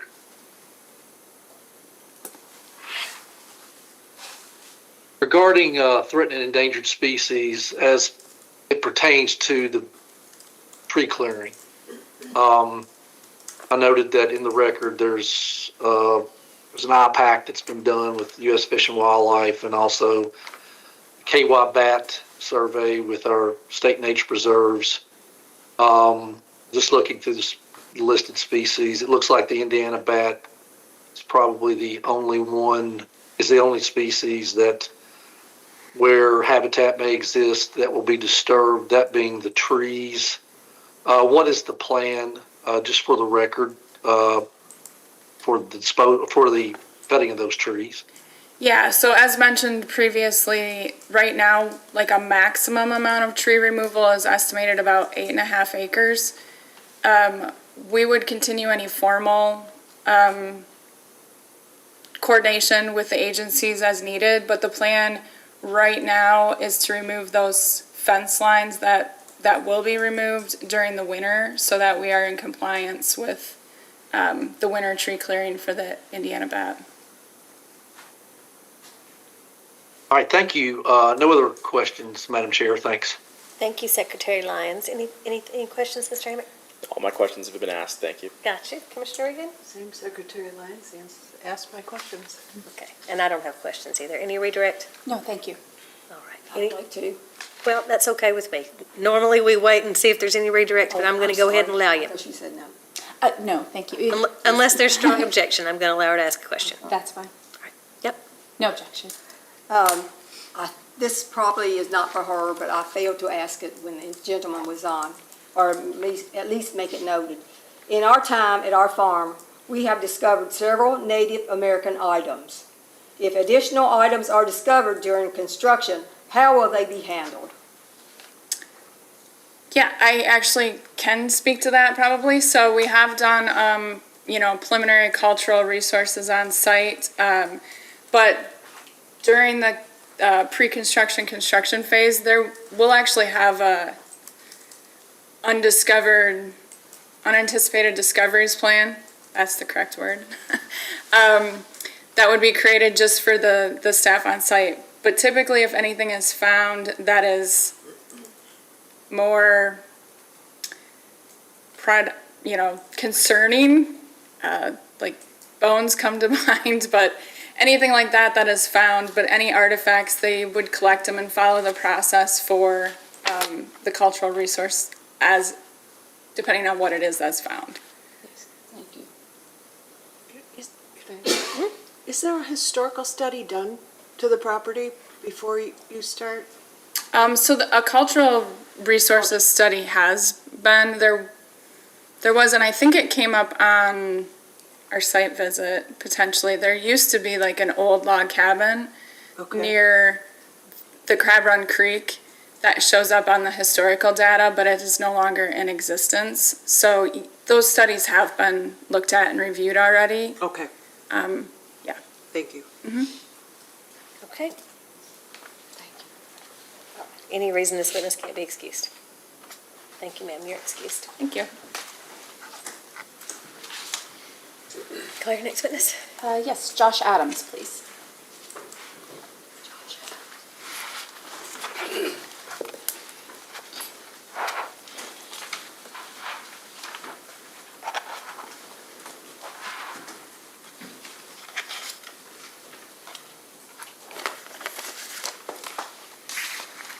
Oh, I'm so sorry. Oh, you're fine. Please raise your right hand to be sworn. Do you swear or affirm the testimony you're about to give is true and correct under penalty of perjury? I do. Thank you. Please be seated and tell us your full name and your business address. I'm Joshua Adams, 8425 Woodfield Crossing Boulevard, Indianapolis. Okay, counsel. Thank you. Mr. Adams, who's your employer? Environmental Resources Management. What is your title? I'm a partner in our Capital Projects Delivery Group. Do you have familiarity with the Crab Run Solar project? I do. And what particular areas were you focused on for purposes of today's hearing? The traffic and decommissioning. Okay. And what did you do overall with regard to this project? I supervise the entire project, providing technical and subject matter expertise on endangered species and just the overall siting process in Kentucky in general. Thank you. He's available for questioning. Okay. Are you aware of any utility-scale solar facilities in the United States that has been fully removed and the land returned to farming? Not farming specific, no. Is a decommissioning bond adjusted for inflation? How confident are you that it will cover the actual cost 25 to 30 years from now? The value of the bond has to be reevaluated every 5 years to account for inflation. So I'm fairly confident that over 30, 35 years per KRS, that it would be sufficient, yes. If actual decommissioning cost is higher than the bond, who pays the difference? I would have to respond to that in a posterior data request. I mean, per the statute, the bond is like a coal bond, supposed to pay for everything.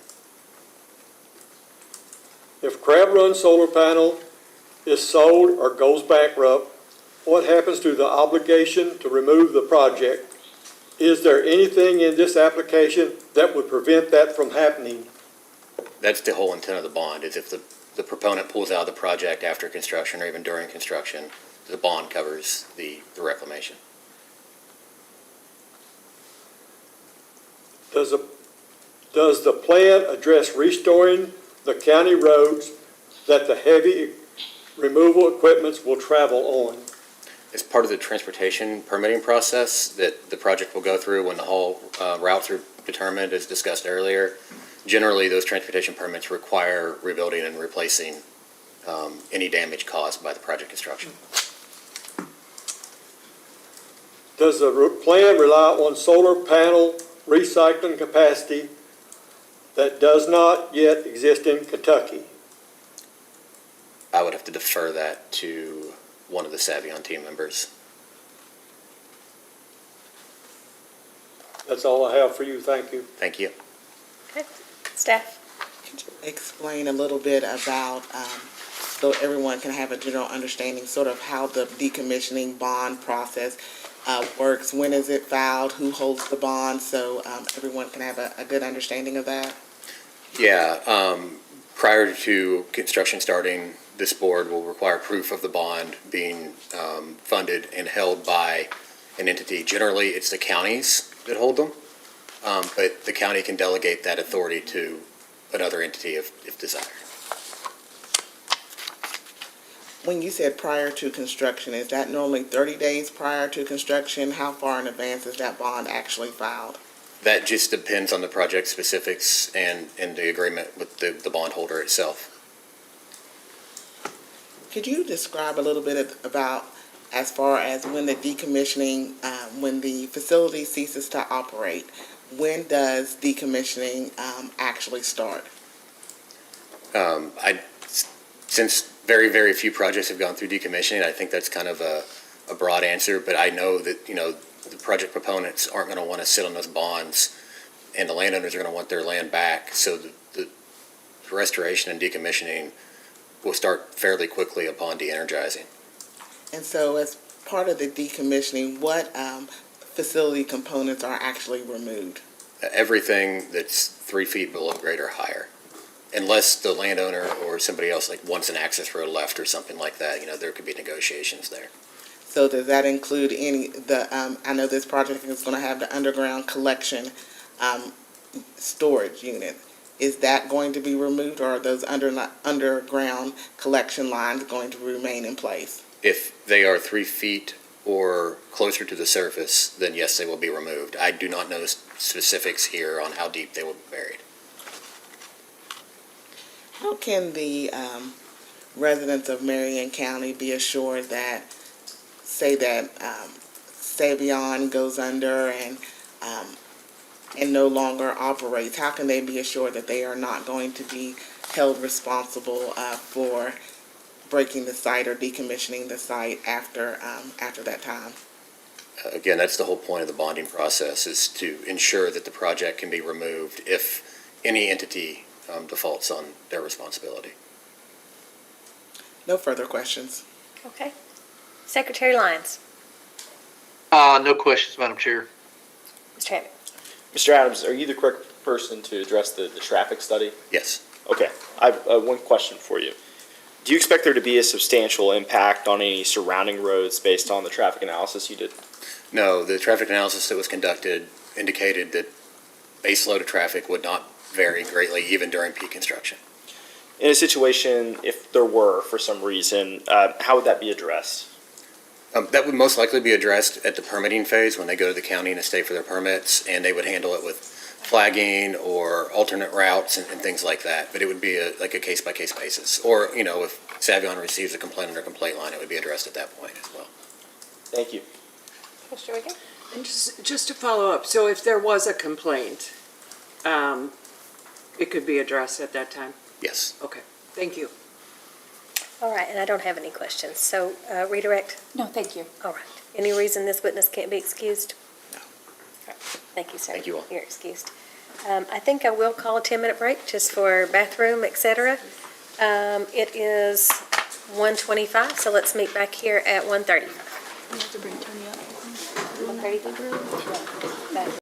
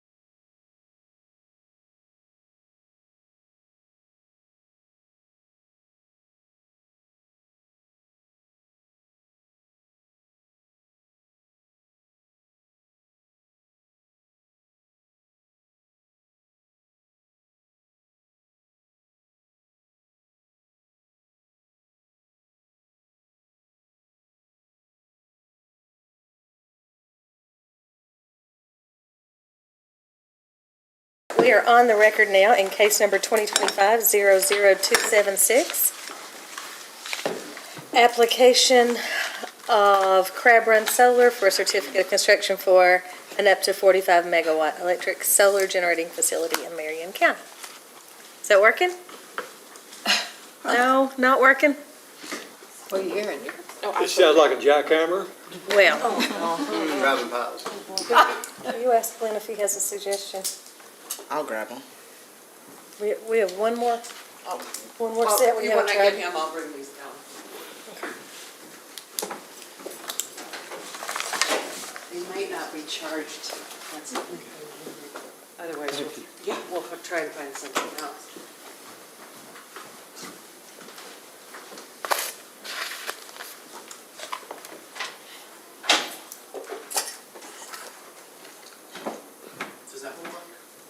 Is that better? Is that better?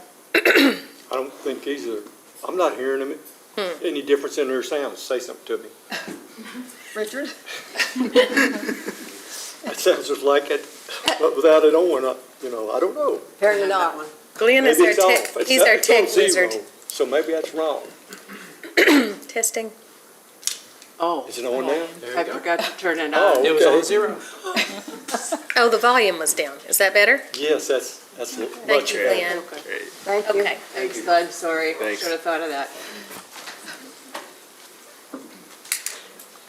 We needed a teenager to work anything electronic. All right, council, you may call your next witness when you're ready. All right, thank you, Your Honor. We would like to call Dr. Joshua Pinkson to the stand.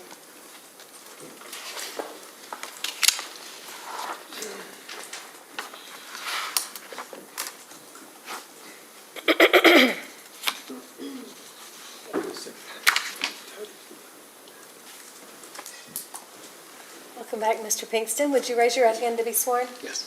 Do you swear or affirm the testimony you're about to give is true and correct under penalty of perjury? Yes. Thank you. Please be seated and tell us your full name and business address. Joshua Pinkston, 1311 Harpy Eagle, or 1311-5 Harpy Eagle Court, Louisville, Kentucky, 40245. Okay, council. All right, Dr. Pinkston, who is your employer? University of Louisville, Okay, and what is your job title? Associate Professor of Economics. Okay, and what do you do in that role? Well, in that role, I teach econ classes, do research. Today, I'm here as an independent consultant. Could you describe your involvement with the Crab Run Solar Project? I prepared the economic impact study. And are you prepared today to provide testimony and answer questions regarding the economic impact of the project? Yes. Okay, we tender the witness. Thank you. Who paid you to perform this economic impact study? ERM. It was designed to project benefits to Marion County. How did it account for cost and risk? So, cost in what sense? So for example, most construction costs would be either benefits for Marion County or they would be essentially go outside of the county. So the cost of solar panels and that kind of stuff would be essentially going elsewhere. But do you mean cost on the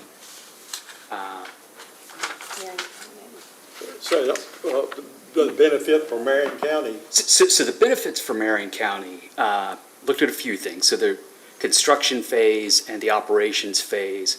In the construction phase, it's a big construction project. So there's the labor, there's the direct construction cost, there's the labor income.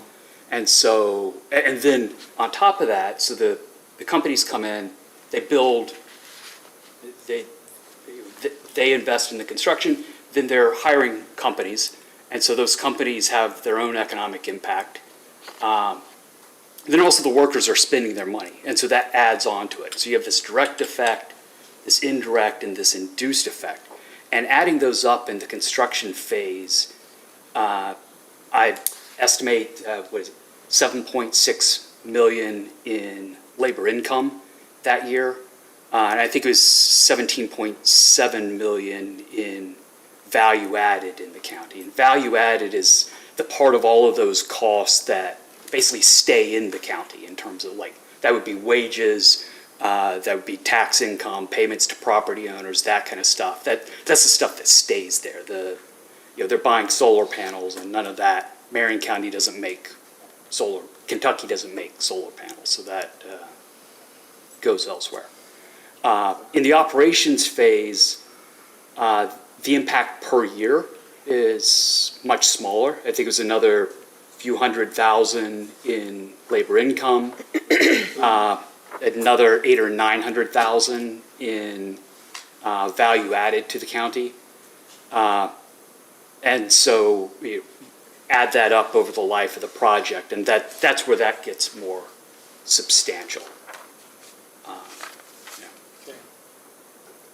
How do the construction phase economic projection in your report compare to the annual operation revenue once the facility is running? So the revenue that Crab Run LLC brings in, so I don't know what that would be exactly. I kind of have projections based on the size of the plant, but the parts of that, so like value added from that operations would be $800,000 or $900,000 a year. That's not, I think the overall like total output, something like 1.6 million, but part of that's going to Savion and companies that aren't in Marion County. The $800,000 or $900,000 is the part that's actually staying in the county. Does that answer the question? What is the basic for your assumption about how much contractors spending stays local? So I use Implan, which is a standard modeling software for these kinds of estimates for economic impact studies. And it's based on a huge amount of data that's collected by federal agencies that will track not only like how much is spent in areas, but how spending in one industry affects spending in other industries. And so it'll look at things like if there's a big construction project, they're going to be spending money on cement and diesel and all of these other things. And that's all those linkages are kind of put together, and then I get all the data I can from the developer, put that into the model, and that kind of produces the numbers that I ultimately present. Was that supported by any survey of actual contract activity in this area? So it's not supported by specific studies of actual solar projects that have happened in Kentucky, but it is fed by federal data on jobs in these, businesses and jobs in these industries. And one of the things I've done is I've compared Implan numbers to numbers from other federal sources just to be sure I understood what I was using, and it does track. Like, Implan says wages are this much, federal data tends to say the same thing. That's a big yes or no. Yes and no, right? So it's not specific solar projects in the area, but it is based on a lot of data that is actually collected even at the county level. Is Marion County's occupational license tax applied to the net profit or to the gross income? I do look at that. I think it was over the life of the project, it's something like $160,000 in occupational taxes will be brought in. And so all of those construction jobs and the jobs that are on site in the operations phase, even if you look at like labor that's brought in from outside of the area, they're still paying that occupational tax. And so that is something that is in the study as one of the sources of benefits for Marion County. It's another source of revenue. On page 13 of your report, how does your model treat business expenses, fuel, equipment, insurance, subcontractors, when calculating taxable income for contractors? So, taxable incomes for the contractors. So, there's going to be state income and corporate taxes. Some proprietors' income is subject to, I'm trying to remember the counties. I don't remember if the county's occupational taxes apply to proprietor income or not. What attachment am I looking at? Yeah, if Your Honor, if I could direct the witness Of course. to where we are. We are at the Yeah, but- application, tab 12, tab 10. Okay. And I believe you referenced page 13. Did you say 13? Page 13? Yes, ma'am. Page 13.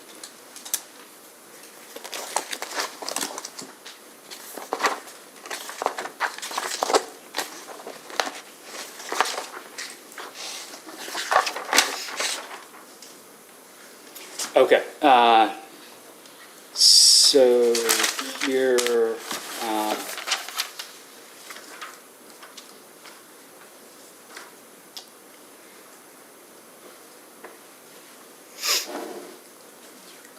okay, yeah, so it does look like in Marion County, some of the, like proprietors' income, so, a construction subcontractor or something like that, their income is also subject to occupational tax. So that was added into into my estimates of occupational tax revenue coming in. If taxable net profit is lower than your model assures, what does that mean for the occupational tax revenue Marion County will actually receive? Well, so if proprietor's income or labor income is lower than the model, then the number will be smaller. If it's bigger, the occupational tax will be bigger. So these are estimates, and so to some degree, every estimate is wrong, right? Because it's using statistics, it's your best guess. So it's a best guess. Could be a little above, a little below. I'm not going to bet on it hitting an exact number because know too much statistics for that. But I think it's going to be in the ballpark, and it's going to be I think tax-wise a good deal for Marion County. Did your study model any scenarios where the assessed value of the 19 adjacent properties decline? What would that mean to the Marion County's property tax base? No. The effect on property values, I think, is going to be addressed by another witness. But property taxes for a project like this are going to be actually a much bigger win for the county than the occupational tax, because the land is currently assessed as agricultural land, so it's taxed based on agricultural value, and even if you did nothing but change it to being assessed as commercial property, it would still increase like 5 or 6 times over. But there's also going to be a lot of other improvements on top of it. And so while not a tax accountant, and I believe all of this is being negotiated now, I've seen other projects I've looked at, property tax revenue goes up like 20 times or more. So it's, you would have to have a really large negative impact on other property owners to make up for the large increase in property tax that's going to be paid on this project. I guess another thing in terms of taxes it's worth pointing out is that only like two people or so on the site ongoing. And so it's not, like after construction, you're not gonna have like a lot of extra kids in public schools, but it's usually the public school systems that benefit the most from this. And so it tends to be a big increase in tax revenue without much increase at all in demand for public services. That's all, Fire. Thank you. Thank you.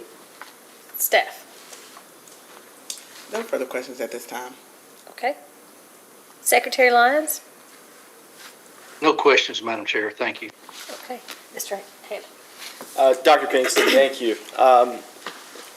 I want to ask you, did the developer provide you any of the data for the implant study that you did? Yes. So the estimates for number of employees, I believe that estimated average of 95 workers during the eight-month construction period, as well as the construction cost and the estimated number of workers in the operations phase. And I can't remember at this point if I was told it would be 2 to 4 workers or just 2, but I use 2. And when I'm given cases like that, I usually use the smaller number. Got it. I'm going to ask 2 questions I think the interveners had asked before. I want to make sure they get answered. A question was deferred to you earlier about if the economic impact to Maker's Mark, the tourism in the area. Right. Yeah. So, no, I wasn't aware of that. I imagine if it were an issue, Maker's Mark would be aware of that. And they would probably be here. But yeah, I didn't include that. Okay. And then the last question I have for you, I think earlier there was a question about kind of the benefits and the costs of this project. I think costs maybe give me a thumbs up if I'm right in interpreting what you were trying to ask. I think you were trying to ask the cost to the county, not just the cost for like the project and the spin-off of that. Right. So some of those, I believe previous witnesses talked about the bonding or the process of dealing with roads and transportation issues. I didn't include that part because I think it's dealt with through other means in the process. But no, I didn't include that. All right, those are all the questions I have. Thank you. Okay. And Commissioner again. Good afternoon. Just a couple questions. To go back to the modeling you use, have you used that model in other states? Have you been asked to do any? I haven't used it in other states, no. Okay.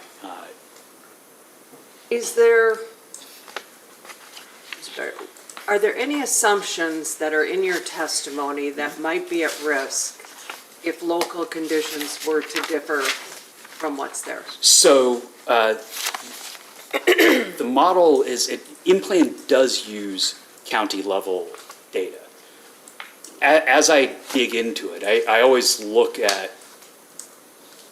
what InPlan's modeling is putting kind of under the hood. And there are cases, especially in small counties, where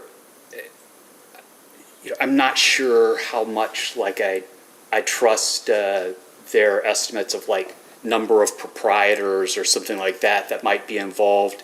And in cases like that, like here when I was looking at the labor income, instead of just using their number for Marion County, I used the average for Marion and all of its neighboring counties to kind of alleviate concern that it was just some kind of variance. And in the case of proprietor's income, it was one of those cases where Marion County's proprietor's income estimate was really high. When I first ran it, just kind of without putting anything in, just let InPlan give me numbers. I looked at that, it seemed really high. So then I looked at what if I run it in other counties and I got smaller numbers in other counties, I got smaller number in Nelson County. And that was more in line with numbers you would get with the state. And so I'll look at those and I try to pick the more conservative numbers. Because I don't,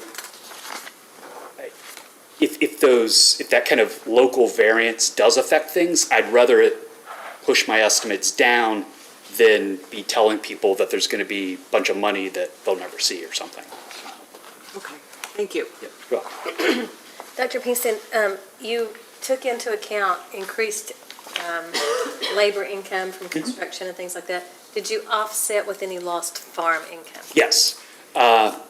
So it's in the appendix of the study. I did consider the fact that some agricultural production will be removed, some cropland and pasture land. And so I pulled in data from the Census of Agriculture for Marion County, assumed that the land I was told is cropland and the land I was told is pasture land was kind of like typical for the county. And it's some fraction of a percent of total farmland in the county. But I kind of looked at how much sort of might be lost. And again, in that case, when I'm looking at how much might be lost, if I'm in doubt, I'm pushing the numbers higher. And then I did that. I also compared it to just like value of lease payments to the landowners. And value of lease payments to the landowners is not only greater, but just like having the landowners having more income, right? Their income goes up, they live in the area, they spend more in the area. That sort of induced effect has a greater impact on other people in the community than them operating the farm at a lower level of income does. But yeah, the lease payments outweigh the loss in agriculture activity, which if it didn't, they'd be farming instead of leasing it, right? They thought that through too. Okay. That's all the questions I have. Anything further from the commissioners? No. Any redirect? No redirect. Okay. Any reason this witness couldn't be excused? Thank you, sir. Thank you. Excused. 2 more witnesses? Yes, Your Honor. All right, call your next one. I'd like to call Richard Kirkland.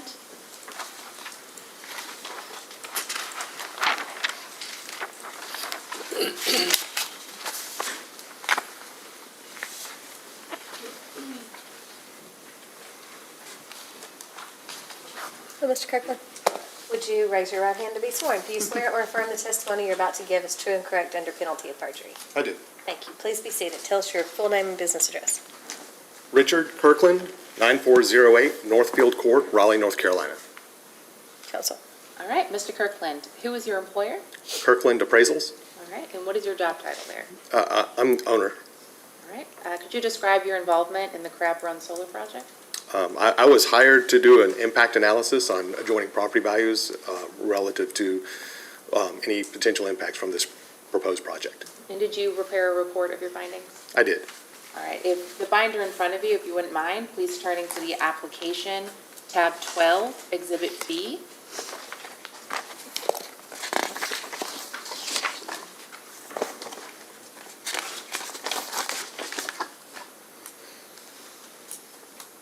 All right, do you have before you a document titled Exhibit B, Property Value Impact Study? I do.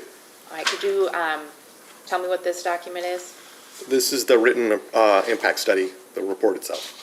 Okay, and is this the report that you prepared? It is. Okay, do you have any updates to this report? I do. I discovered recently that there's an add-on to the back of this report that should just be struck. It's a holdover or paste from a different report. Pages 163 through 182 has nothing to do with this project. Just a clerical mistake? It is. Okay. Okay, what impact, if any, does this have on the conclusions in your report? None. All right, are you prepared today to provide testimony and answer questions regarding the potential impact of this project on nearby property values? I am. All right, we tender the witness. Whenever you're ready, take your time.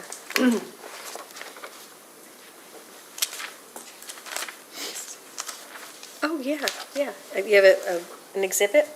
Okay. Make sure opposing counsel gets some.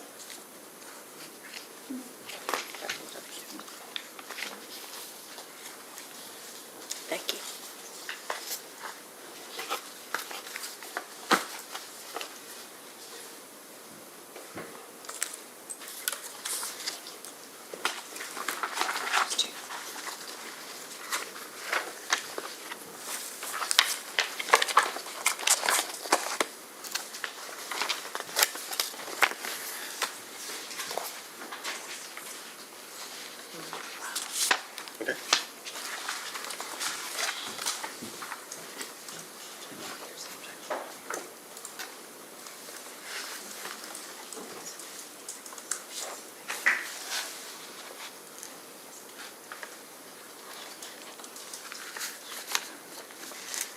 Counsel for applicant, do you need a few minutes to look at it?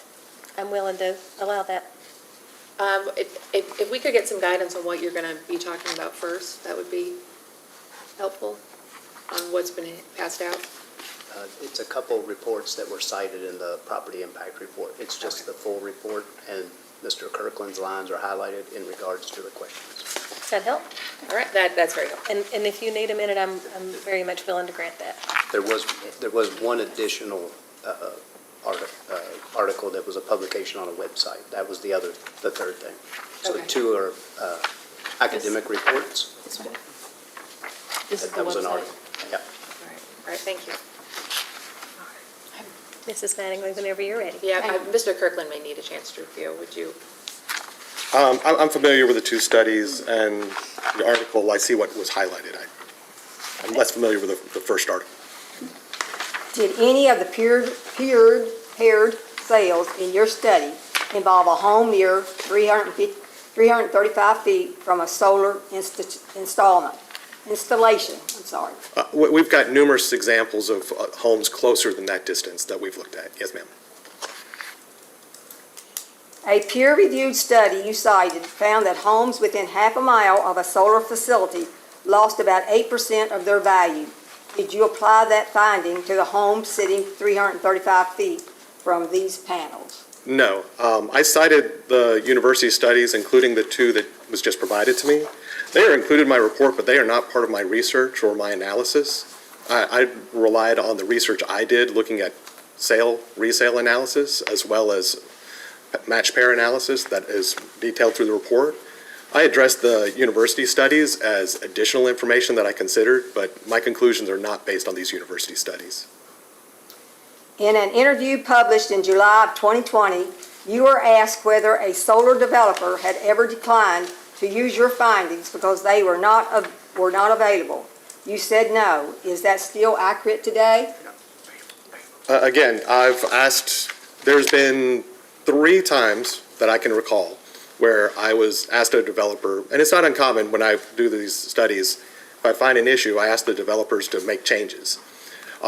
Most of the time they make the changes and I can write my report. If they don't make the changes, then they tell me to stop my work. I don't actually finish a report. That has happened 3 times that I'm aware of, where they did not make the changes I recommended.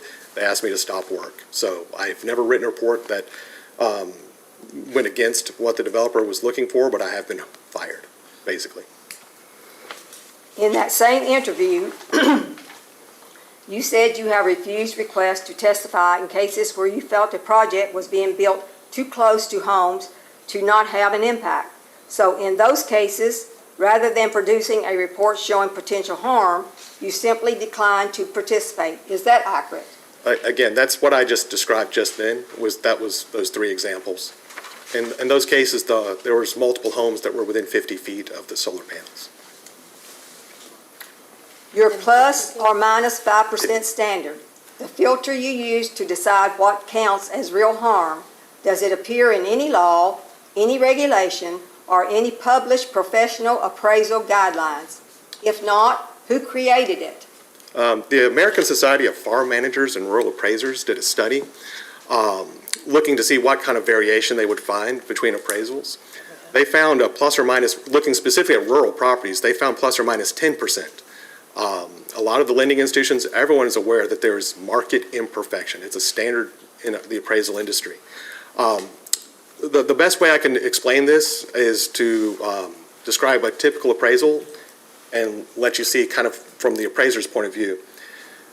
A typical appraisal, say you're like, if you go back and you look, if you've ever refinanced your home or purchased a property, you got a home that maybe the appraisal comes in, let's say $400,000. Well, they got that by looking at least 4 sales of similar homes. But those homes, after they adjust for minor differences, they don't all say 400, 400, 400. They don't adjust to exactly that number. They adjust to 380, 390, 410, 420, and then the appraiser chooses, assuming all those have valid and are equally comparable to the property, they would choose something somewhere in the central tendency, whatever they do. But in this case, let's say it's 400,000. Well, that's not to say that the 420 is showing a 5% negative impact. It's not to say that 380 is showing a 5% positive impact. That is just the market imperfection. There is a plus or minus in every appraisal that's ever been done. I have, in almost 30 years of doing this, I've never seen a single report that had the exact same number. And there's always that variation in every report. Kentucky law, excuse me, Kentucky law requires this study to assess property value changes for each adjacent property owner individually. Did you study assets, each of the 19 adjacent owners individually? I looked at the distance and from home to panel for every individual property, and nothing met a threshold where there would be an impact on property value. So we did not appraise every property that adjoins, but that's not what's needed to know if there would be an impact. Did you visit any of the 19 adjacent properties before writing your report? I did not. Your report was paid for by the developer. Kentucky law requires this study to assess impacts on the adjacent property owners. Who does your report serve? Again, I was asked to answer that question. We follow USPAP guidelines, which are the Uniform Standards of Professional Appraisal Practice. Similar reports have been reviewed by over a dozen MAIs that have been used and relied on. They've testified based on our research. We've also been upheld at least 3, maybe 4 times. I'm not sure I can cite 3 of the cases. The 4th one I'm not sure, but in the Superior Court of North Carolina is showing significant material evidence of no impact around solar projects. We've been upheld in Ohio, Kentucky, and numerous other jurisdictions. Thank you. The Virginia Tech study you cited found 2 results: positive impacts near solar in Democrat-leaning areas, and a negative impact in conservative-leaning counties. Did you report disclose both findings? Again, I cite that report. I did not rely on that report. Appraisers are not allowed to look at certain demographic things that these researchers can look at. And again, the study in the Virginia Tech, as explained in my report, it's an outlier in multiple ways. It's an outlier because it shows the lowest negative impact of any of the national studies that have been put out. Also shows the highest positive impact of any of the national studies. It concludes that politics and the way people vote would have an impact on that. It also concluded that visibility had nothing to do with the property value impacts, that the trigger was stigma. And they specifically cite that they said that they have examples directly across the street that had a view of the solar panels that showed no impact, but that properties further away were, which is what led them to the conclusion of stigma. None of the other national studies say anything like that. The other studies all suggest that appearance and visibility was the number one thing that they were concerned about. And again, most of the studies are showing much lower impacts, hovering closer to 0. By that study's own categories, excuse me, which group does Marion County fall into? What impact did the study find for that group? Again, I did not rely on the Virginia study for my analysis, and again, their conclusions looking at the politics is something that I would not address. The Berkeley study found significant negative impacts in Minnesota and North Carolina, rural agricultural states more like Marion County than California or Massachusetts. Why did you use the 6-state average instead of results from comparable states? Objection, Your Honor. We've entered a bit of a trend of hearsay in describing what studies are found being offered as truth for the matter asserted. So I would I would ask that we focus on the witness's own findings. Yeah, do you have very many more questions along this lines? I'm going to allow it. There's no jury to confuse here, you know, we're going to be the fact finders. Understood, Your Honor. The study's own authors said that place-specific assessments are needed because results vary so much by location. Did you perform a place-specific assessment for Marion County? Again, we looked at projects in Kentucky, specifically looking for impacts, and we looked at states adjoining Kentucky. We did not do, the difference between what we're doing, my research, and what these university studies are doing, they do what's called a ring study. They look at what's activity around a solar project, around a 3-mile radius. They compare that to what's going on in a 5 or 6 mile radius and see if there's trends that they follow there. They're not looking at a specific, this home sold, that home sold. My preference, and what you can see in our report, is the best data that you can find is a sale, resale analysis. This is where a home sold after a solar project was built. You compare it to an earlier sale of that same home before the solar farm was even announced. And we just directly tie that to the FHFA, Home House Price Index. And so there's no appraiser judgment involved. It's just a sale before the solar project, sale after, and did it appreciate at the same rate as other homes in that same area. And that's where we've put our primary focus on. The second thing we do is we look at matched pairs, where we look at homes that have sold next to solar projects and compare them to similar homes sold in that same area, but not next to solar project. And so we rely heavily on those two analyses. But we also reach out and call and talk to the brokers to find out what their thoughts were. And also just to confirm, make sure there wasn't something going on with those projects that we need, or those homes, make sure we know that it is reasonable to compare the earlier sale to the other one, make sure there weren't upgrades or anything that happened in between those two dates. If an adjacent property owner is 80 years old, has lived on their land their whole life, and the screening takes 5 years to grow effective height, that person should spend most of their remaining years looking at this facility. Does your report account for that individual's experience? Again, my report doesn't count for any specific person's experience. It talks about dollars, and we talk about measuring value, which is all I can talk about. Thank you. Staff? Mr. Kirkland, how do you determine when you're researching and compiling a report, which reports, which journal articles that you're going to use when you're making a decision as far as property value impact? Again, when I find any of these or anything that gets sent to me, I try to include all of them to the extent that I can. Again, we don't put a lot of reliance on these other studies, but we do address them partly because they come up these hearings and people ask me questions and I need to be familiar with them. And so you testified earlier that you use a match pair analysis, match resale analysis. What was your last property sale that you looked at in Kentucky, and what was your conclusion regarding that property impact, the value? 1 second, please.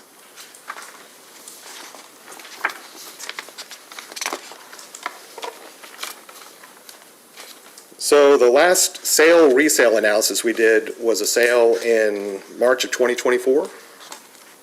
And the last matched pair analysis we did was in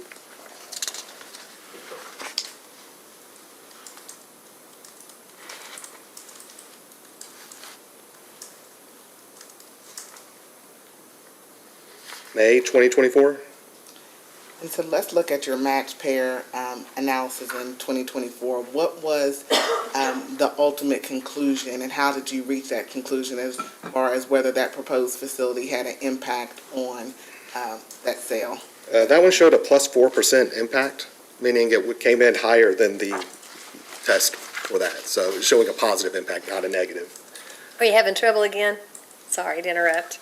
Having trouble again with your ears?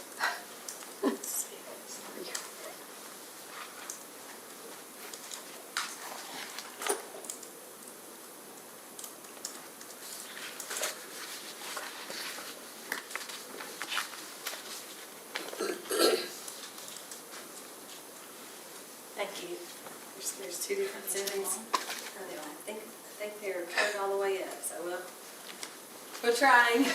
Thank you. All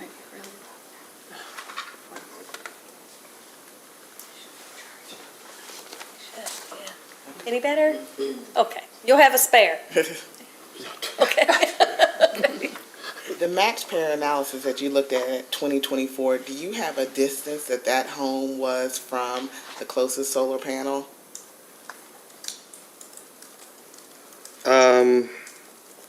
Let's see, under the match pair, that one was 1,780 feet. And the resale analysis, what was the ultimate conclusion when you looked at that sale of that home? The sale resale on that one showed a plus 4% also, and the distance was 500 feet for that one. For this proposed project, there's a parcel boundary that is 73 feet away from the proposed facility. Do you think that that resident's property value will be impacted negatively? No. Why do you reach that conclusion? Again, looking specifically at the home values, we've always measured from, I shouldn't say always, we have most of the time looked at house to panel. We did that because very early on in our research, we came across a home that was 4 feet off the property line, and looking at a standard setback of, I think at the time they were using 100 feet or something, we thought that looking at a 100-foot setback for a home that was 4 feet off the property line didn't do justice to what was the experience for that homeowner. So we thought it made more sense to start measuring from home to panel because it had more to do with the proximity of that house to their view, to their proximity to it. So that's why we do that. When you talk about adjoining properties in rural areas, sometimes the adjoining house could be, the property line might be 100 feet off the property line, but that home could be anywhere from 4 feet to 4,000 feet away, depending on where it is on the farm. And so, through your research and your time compiling these reports, what was the closest distance that you have found that actually has a negative value or impact on the property? I actually don't have a distance that shows a negative impact. At 105 feet is the closest distance I've got a home sale that I could do analysis on. It was brand new construction, built, actually the entire subdivision was built after the solar farm was built. But the most expensive home in the neighborhood was the home that was 105 feet. It was the closest to the panels, and it sold for more than anything else in the neighborhood. That's at 105 feet. I don't have data that's closer than that. So like when I used the example before about the 3 that I said there were homes that were in the 50-foot range that I did not want to testify, I don't have data that supports that and that as a negative, but in my opinion, that there needs to be a threshold at some point, and I thought that was too close. I do not have data to support that opinion, but it was just, that was my conclusion. In this case, did you reach out and speak to any brokers in the local Marion County or surrounding areas that have recent sales for your project? Again, the only brokers we reach out to are the ones where they've sold a property that adjoins an existing solar project, because getting the opinion of a broker who hasn't sold something next to a solar project isn't very useful. You need to talk to brokers who have experience with solar. And so have you done that recently for any projects here in Kentucky? It's been about a year since the last time we reached out on that and refreshed that data. So we do have data from brokers that we talked to in Kentucky, but as far as that goes, I don't remember the last date of when we spoke to them. No further questions. Okay. Secretary Lyons? Yes, thank you, Madam Chair. Good afternoon, Mr. Kirkland. I'm going to ask some questions that just kind of clarify your methodology and what's in your report. I'm not going to get too far down the weeds. It is rather involved in what you do and how you do it. My first question is, are you only looking at residential homes, or do you look at just pieces of property, just land, farmland perhaps, that could be impacted by a solar? We primarily are just focusing on residentials. We have looked at farmland. We've looked at vacant land before. Vacant land is a lot trickier than houses because you're getting into soils and a lot of other things depending on where you are, whether it's pasture, whether it's, what is the mix of uses, whether it's timber, got silviculture, and so on, row crops. But furthermore, residential uses typically works like a canary in the coal mine. if we don't find negative impacts on housing, we typically don't find it anywhere else. Homes are a much more of an emotional purchase, and so if we find no impact there, we are unlikely to find it on any other use. Thank you for that. So you look at sale resale, that's one tool. The other is matched pair analysis, which, if I read correctly in your report, matched pair analysis is the appropriate tool to use when assessing home values in this case. Is that correct? Sale resale is the better approach, but match pair is also an appropriate approach. Match pairs, sale resale works well in solar because solar is new enough that we can find examples of it fairly regularly. Whereas, say, if we were talking about, we do impact studies on lots of different things. If we were looking at, say, a rock quarry, matched pair is probably more likely what we're going to, because it's going to be very difficult to find the quarry that has recently been developed and has the home around it to be able to do the measurement for a sale resale. Match pairs is just another tool. So you did conclusions on both? Both. Is that correct in this Yes. case?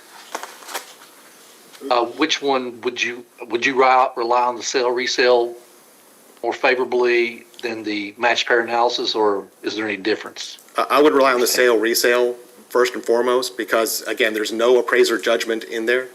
These are just straight numbers. Every appraiser, anyone looking at this should come up with, other than maybe you would address it to a different index than I did. I used the FHFA Home House Price Index. Mm-hmm. Maybe someone would use a different index, but it should wind up with a very similar number no matter what.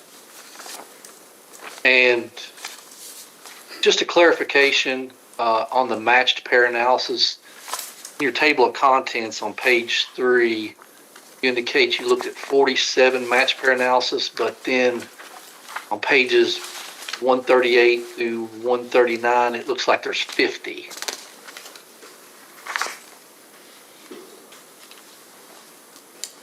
Yeah, that is correct. Okay. So on your table of contents, it should have been 50, not 53. Yeah, there was a few extra sales that I've got in there that I need to update that to. Sure. And that's a good segue. So you looked at 18 matched pair now, or sale resales, and the median impact was a plus 2%. Am I looking at that correctly? Yes. Okay.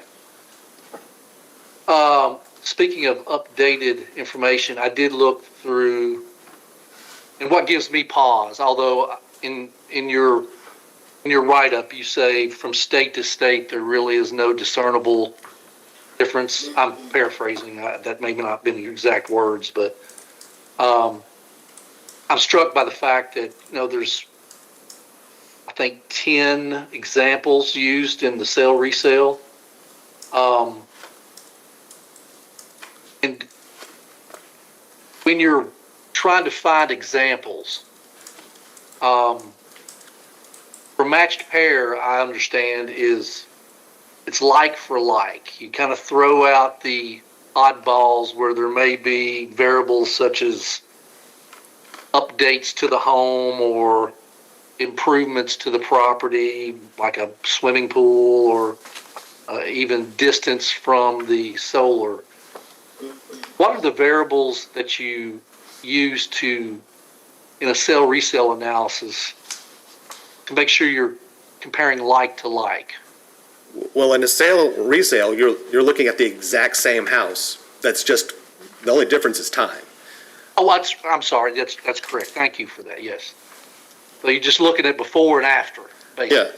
The only thing we really are doing is making sure that there's nothing mentioned by the broker or by the listing itself that suggests like recently, like totally renovated kitchen or something like to that effect. Mm-hmm. We need to make sure we are not including that in that type of analysis because that would throw things off.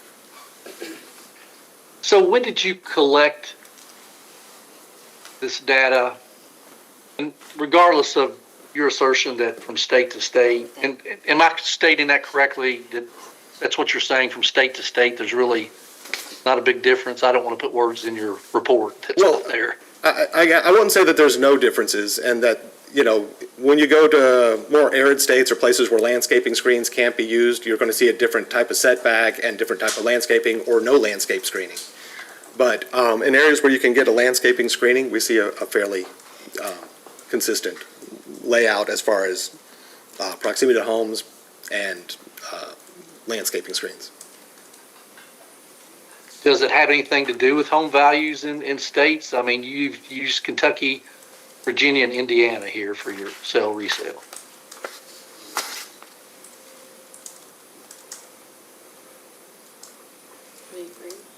I'm sorry, you may have frozen there for a second. I didn't hear. Oh, did I? Oh, I'm sorry. What I was saying is, home values from state to state, I'm not a real estate expert at all, but I would think that those could vary from state to state.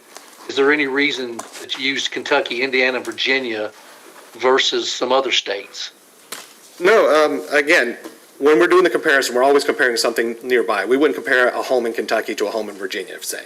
But we're looking at the analysis from those. But you can see that we also included the larger set of data that we have nationally. That's where the additional data comes in. But we focused on Kentucky and adjoining states, which is why you have the Virginia, Indiana data mixed in there. That's the data we collected, but they are nearby, and we're trying to stay as regionally as close as possible, looking at this data, but again, each one is internally compared to homes that are in that same area. So we're really distilling it down to just what are the impacts that we're seeing in those. Mm-hmm. Would it be preferable just to use examples from Kentucky only? Again, it would be preferable, but we're trying to use as much data as possible. I'm sorry, did you hear that? Yeah, I can hear you. Oh, okay, sorry, you disappeared on my screen for a second. That's okay. Yes, I can hear you. So that kind of brings me to, it looks like some dated information regarding the solar projects that are in Kentucky.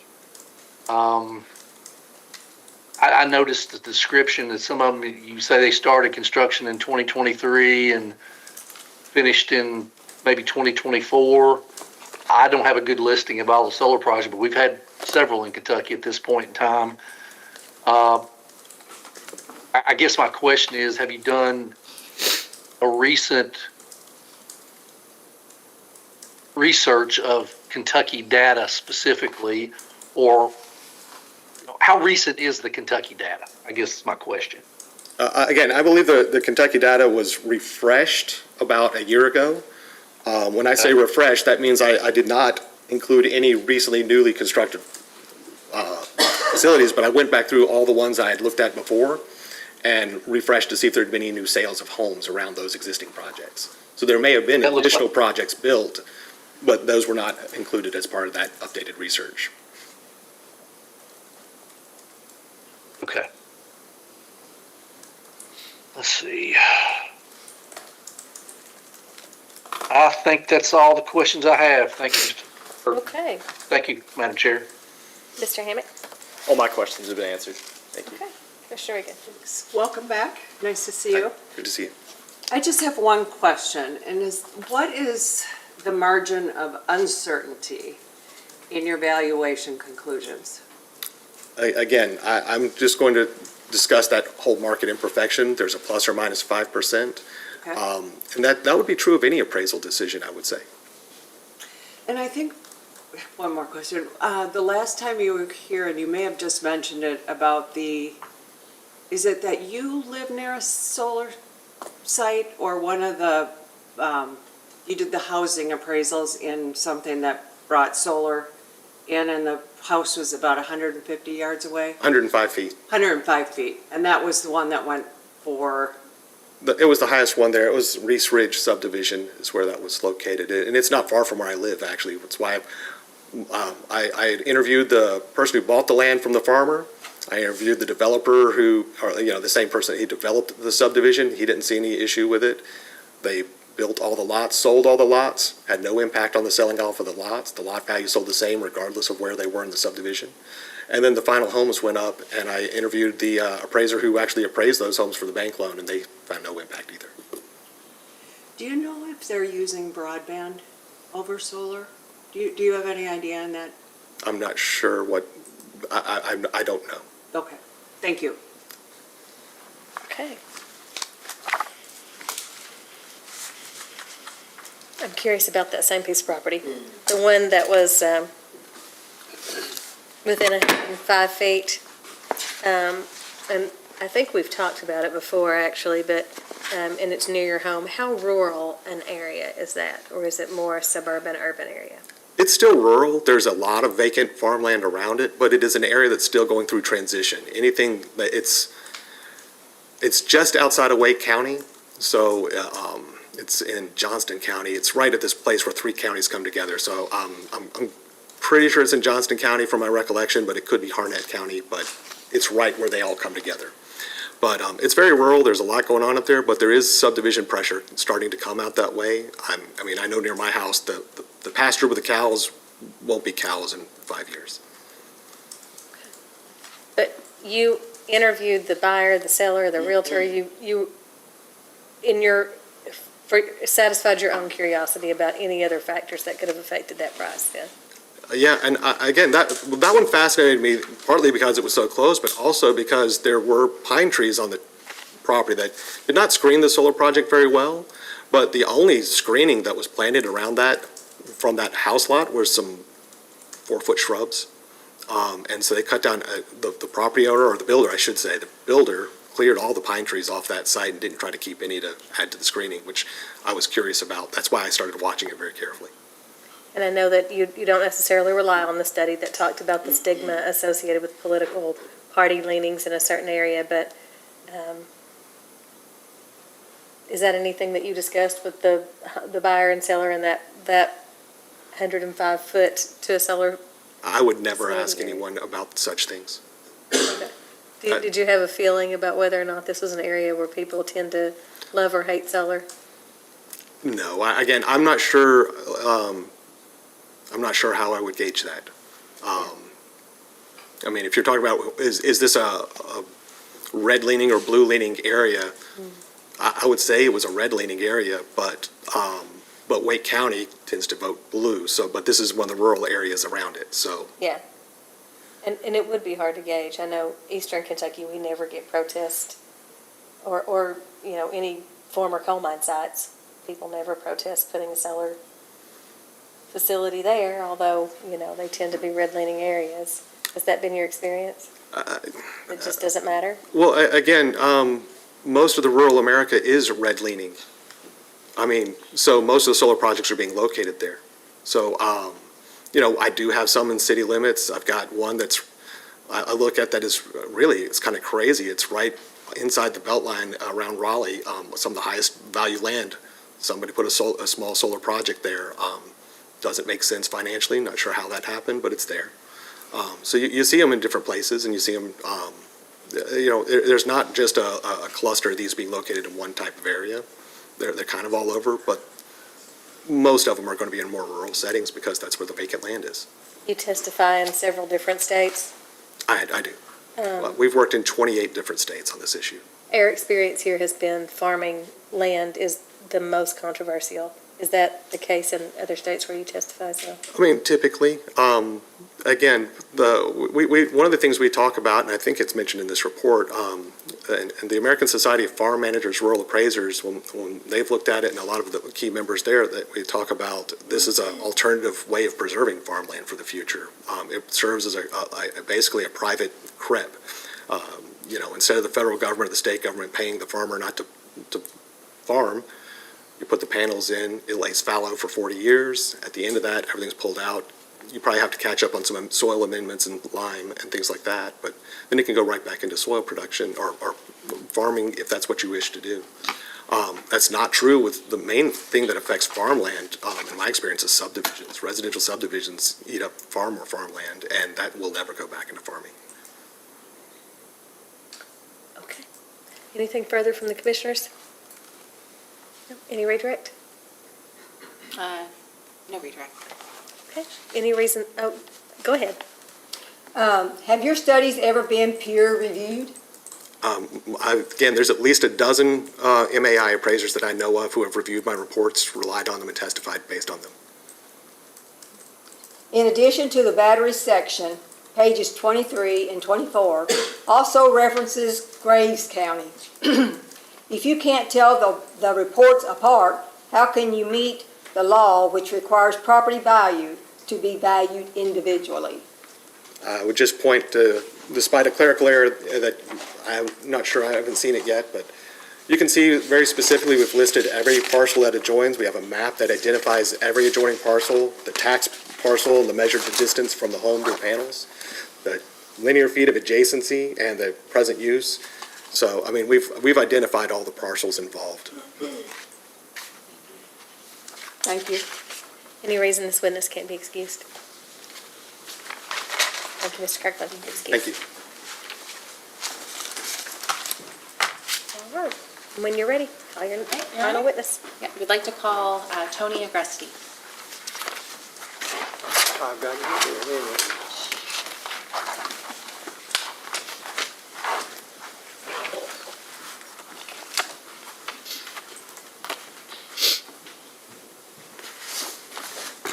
Good afternoon, Mr. Agresti. Good afternoon. Do you swear or affirm the testimony you're about to give is true and correct under penalty of perjury? I do. Thank you. Please have a seat. Tell us your full name and business address. Anthony Agresti, my business address, 200 Charles Ewing Boulevard in Ewing, New Jersey. Mr. Agresti, who is your employer? Environmental Resources Management. All right, and what is your job title?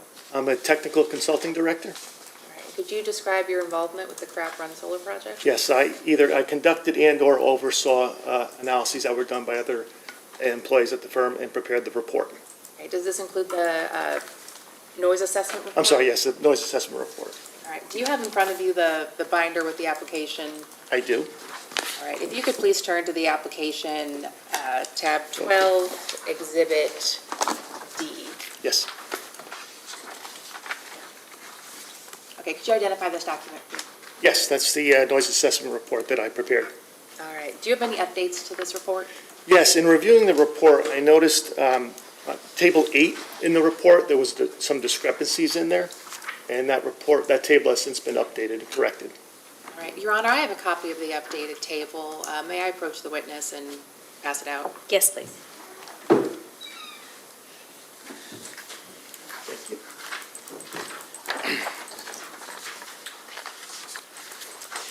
Thank you.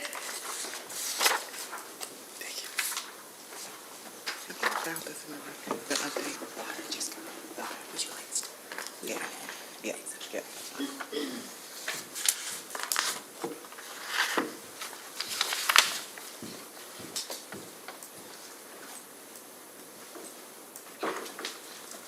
All right, Mr. Agresti, is the document I just handed you the updated table that you referred to? It is, the table at the top is a corrected table. All right, could you describe the updates to this table? Yes, the most significant discrepancy was for what's referred to as NSA, and NSA is a noise-sensitive area, but basically it's a residence on Frogtown Road. The original levels were calculated to be were too high, so the biggest discrepancy is that we had to reduce the noise levels at that residence. So what impact, if any, does this have on your conclusion? For construction noise, it actually reduces the calculated sound level at that residence. Okay, so this represents the corrected table represents a smaller noise impact. Correct. Counsel, has this been also supplied electronically? It is not displayed electronically. I'll ask you to do that, please. Would you like us to? Okay. All right, and with that, we tender the witness. Thank you. All right, you may ask. Who hired you to do this noise assessment? We were hired by Savion to do the assessment. Did you take actual noise measurements at the closest home, which sits 335 feet from the panels? No, ambient noise level measurements were not done. What we did is we estimated the ambient levels based on the American National Standards Institute. They provide a methodology based on land use for estimating ambient sound levels. Is your noise model based on measurements at a comparable working facility or only in manufactured specifications and computer modeling The assessment, the modeling is done based on vendor-provided data. Vendor actually has takes the inverters and conducts noise level measurements, and we take that data, the actual noise level emitted by the inverters, and build that into the model. So it's real-world data. How does the background noise here out in the country compare to typical suburban settings? How does that affect how noticeable a new constant noise would be? Not sure I followed. Can you repeat that question? I'm sorry. How does the background noise here out in the country compared to a typical suburban setting? How does that affect how noticeable a new constant noise would be? Our modeling assessment actually, the noise levels generated by the facility under full load conditions, that's with everything running full load on the hottest day, all the fans running on the transformers, inverters. Our modeling shows that the calculated levels will be below what we estimated for the existing environment. So they'll be lower than what would be a typical suburban environment. If the actual noise at the nearest home turns out to be louder than your model predicts, what is the neighbor's remedy? Is there a permit condition requiring the developer to fix it within a set time?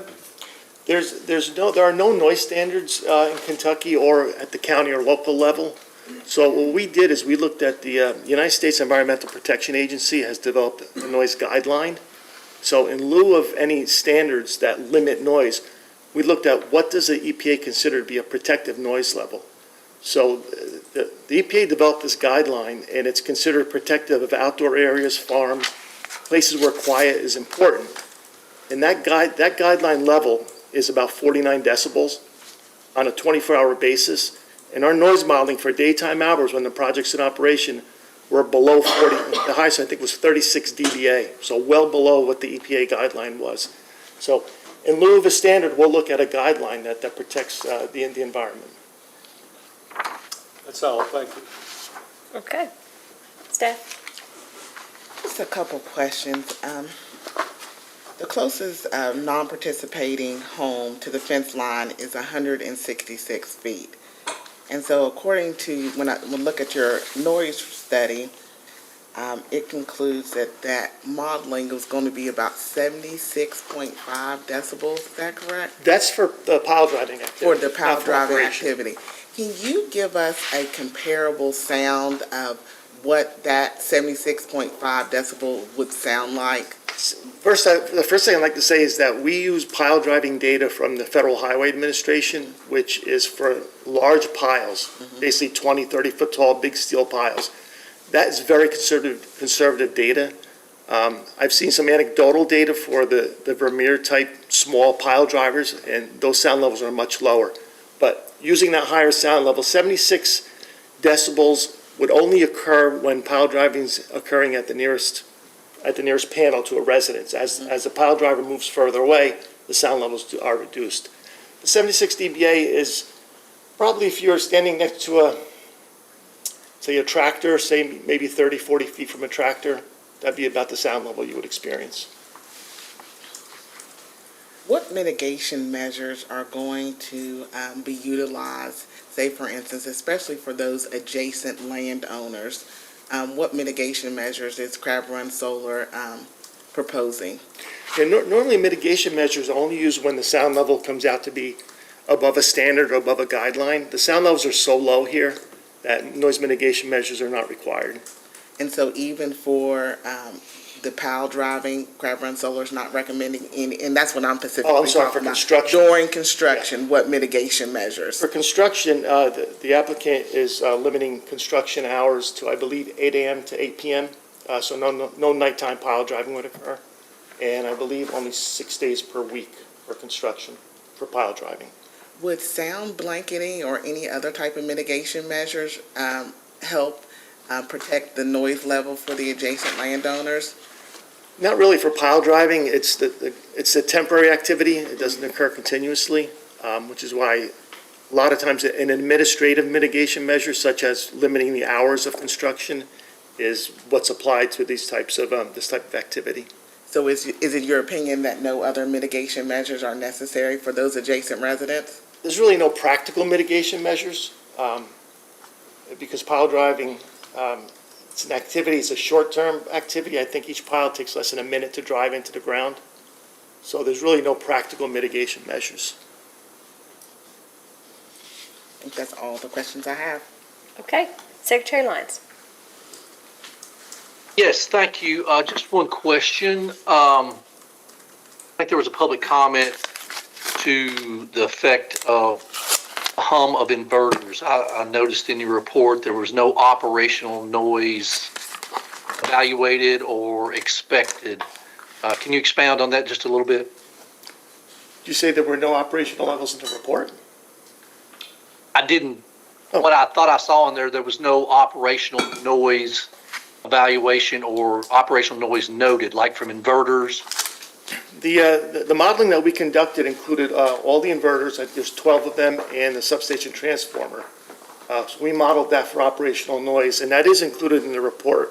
Okay, I must have missed that. I'm sorry. And the levels Can came you, out, the levels came out, like I said, very low. The 36 decibels was the highest sound level that would only occur at the nearest residence and only during daytime hours with maximum loading on all the equipment. So there'll be times when even during the day, the sound levels will be lower because not all the fans will be running. There'll be a lower load on the units. And of course, at night, there's no electricity being generated, so there's very little sound at night. Okay, thank you. Thank you for that clarification. Sure. Mr. Hammond? Just one question. Could you kind of compare what 36 decibels would sound like to? 36 decibels is a very low sound level. I mean, I was actually at the site yesterday, and it was a windy day, and the sound level there, I didn't have a meter with me, but it was probably well into the 50s, just from the wind, noise, and vegetation. 36 would probably be like a quiet suburban area at night, be about 36 decibels. And that's the sound level that would occur during daytime hours, not at night. Thank you. Those are the questions I have. Okay, Commissioner Reagan. I don't have any. And I don't have questions either. Any redirect? No, Your Honor. Okay. Any reason this witness couldn't be excused? All right. Thank you, sir. You're Thank you. excused. Any further witnesses? No further witnesses. That's your case? Okay. Any motions at this time? We had some exhibits. Are these already in the record? They're not. We can get them there, but not now. They're not. They were referenced, but not necessarily in the record? Yes, Your Honor, the two research articles were referenced in Mr. Kirkland's report. I don't think we would object to those being entered in the record. The printout from the website, that I don't think we have a foundation for it. I don't think it's appropriate to use as an exhibit. I have no concern with the questions that were asked and answered regarding it, but we do object to it being entered as an exhibit in the record. Okay. Would you like to move to admit these into evidence as exhibits? Yes, ma'am. Okay. There's been an objection to the one. The two reports, no objection. Those will be admitted. And I'll admit those as intervenor exhibits 1 and 2. And then I think that they're right about the third one. It doesn't mean that we strike any of the questions or any of the information that was given. It just wasn't necessarily a proper foundation laid to make it an actual exhibit. But it's been considered in our decision making. It just won't be an actual exhibit in the record for that third one. Thank you. This one.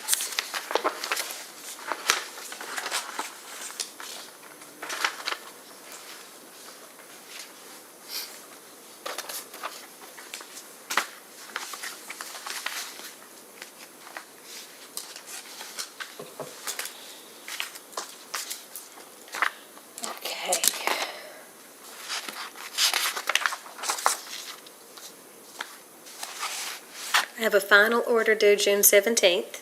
That's when we'll get our final order out. We have 6 months from the time this application is filed to get our order out. So in this case, that'll be June 17th. Staff, can you get written summary of any post-hearing requests out by May 4th? Yes. Okay. Can you respond by May 11th? anything that you can't get in full, get what you can, and give us a reason or like expectation of when you can get it, if anything can't get in by May 11th. Your Honor, one further thing, with the updated table, for clarity on the record, would you like us to enter that as an exhibit today or just file as an addendum on the docket? Staff, do you have a preference? File it for an addendum. File it as an addendum, okay. Yeah, I just want to make sure it gets in there. Understood, thank you. And if anybody wants to write a brief to summarize the evidence and suggest rulings, anything that you want to put in a post-hearing brief, May 5th would be the deadline for that. I noticed that the pro se interveners were able to submit things electronically, so that's how we submit them. And if you have any questions, call staff and someone will direct you.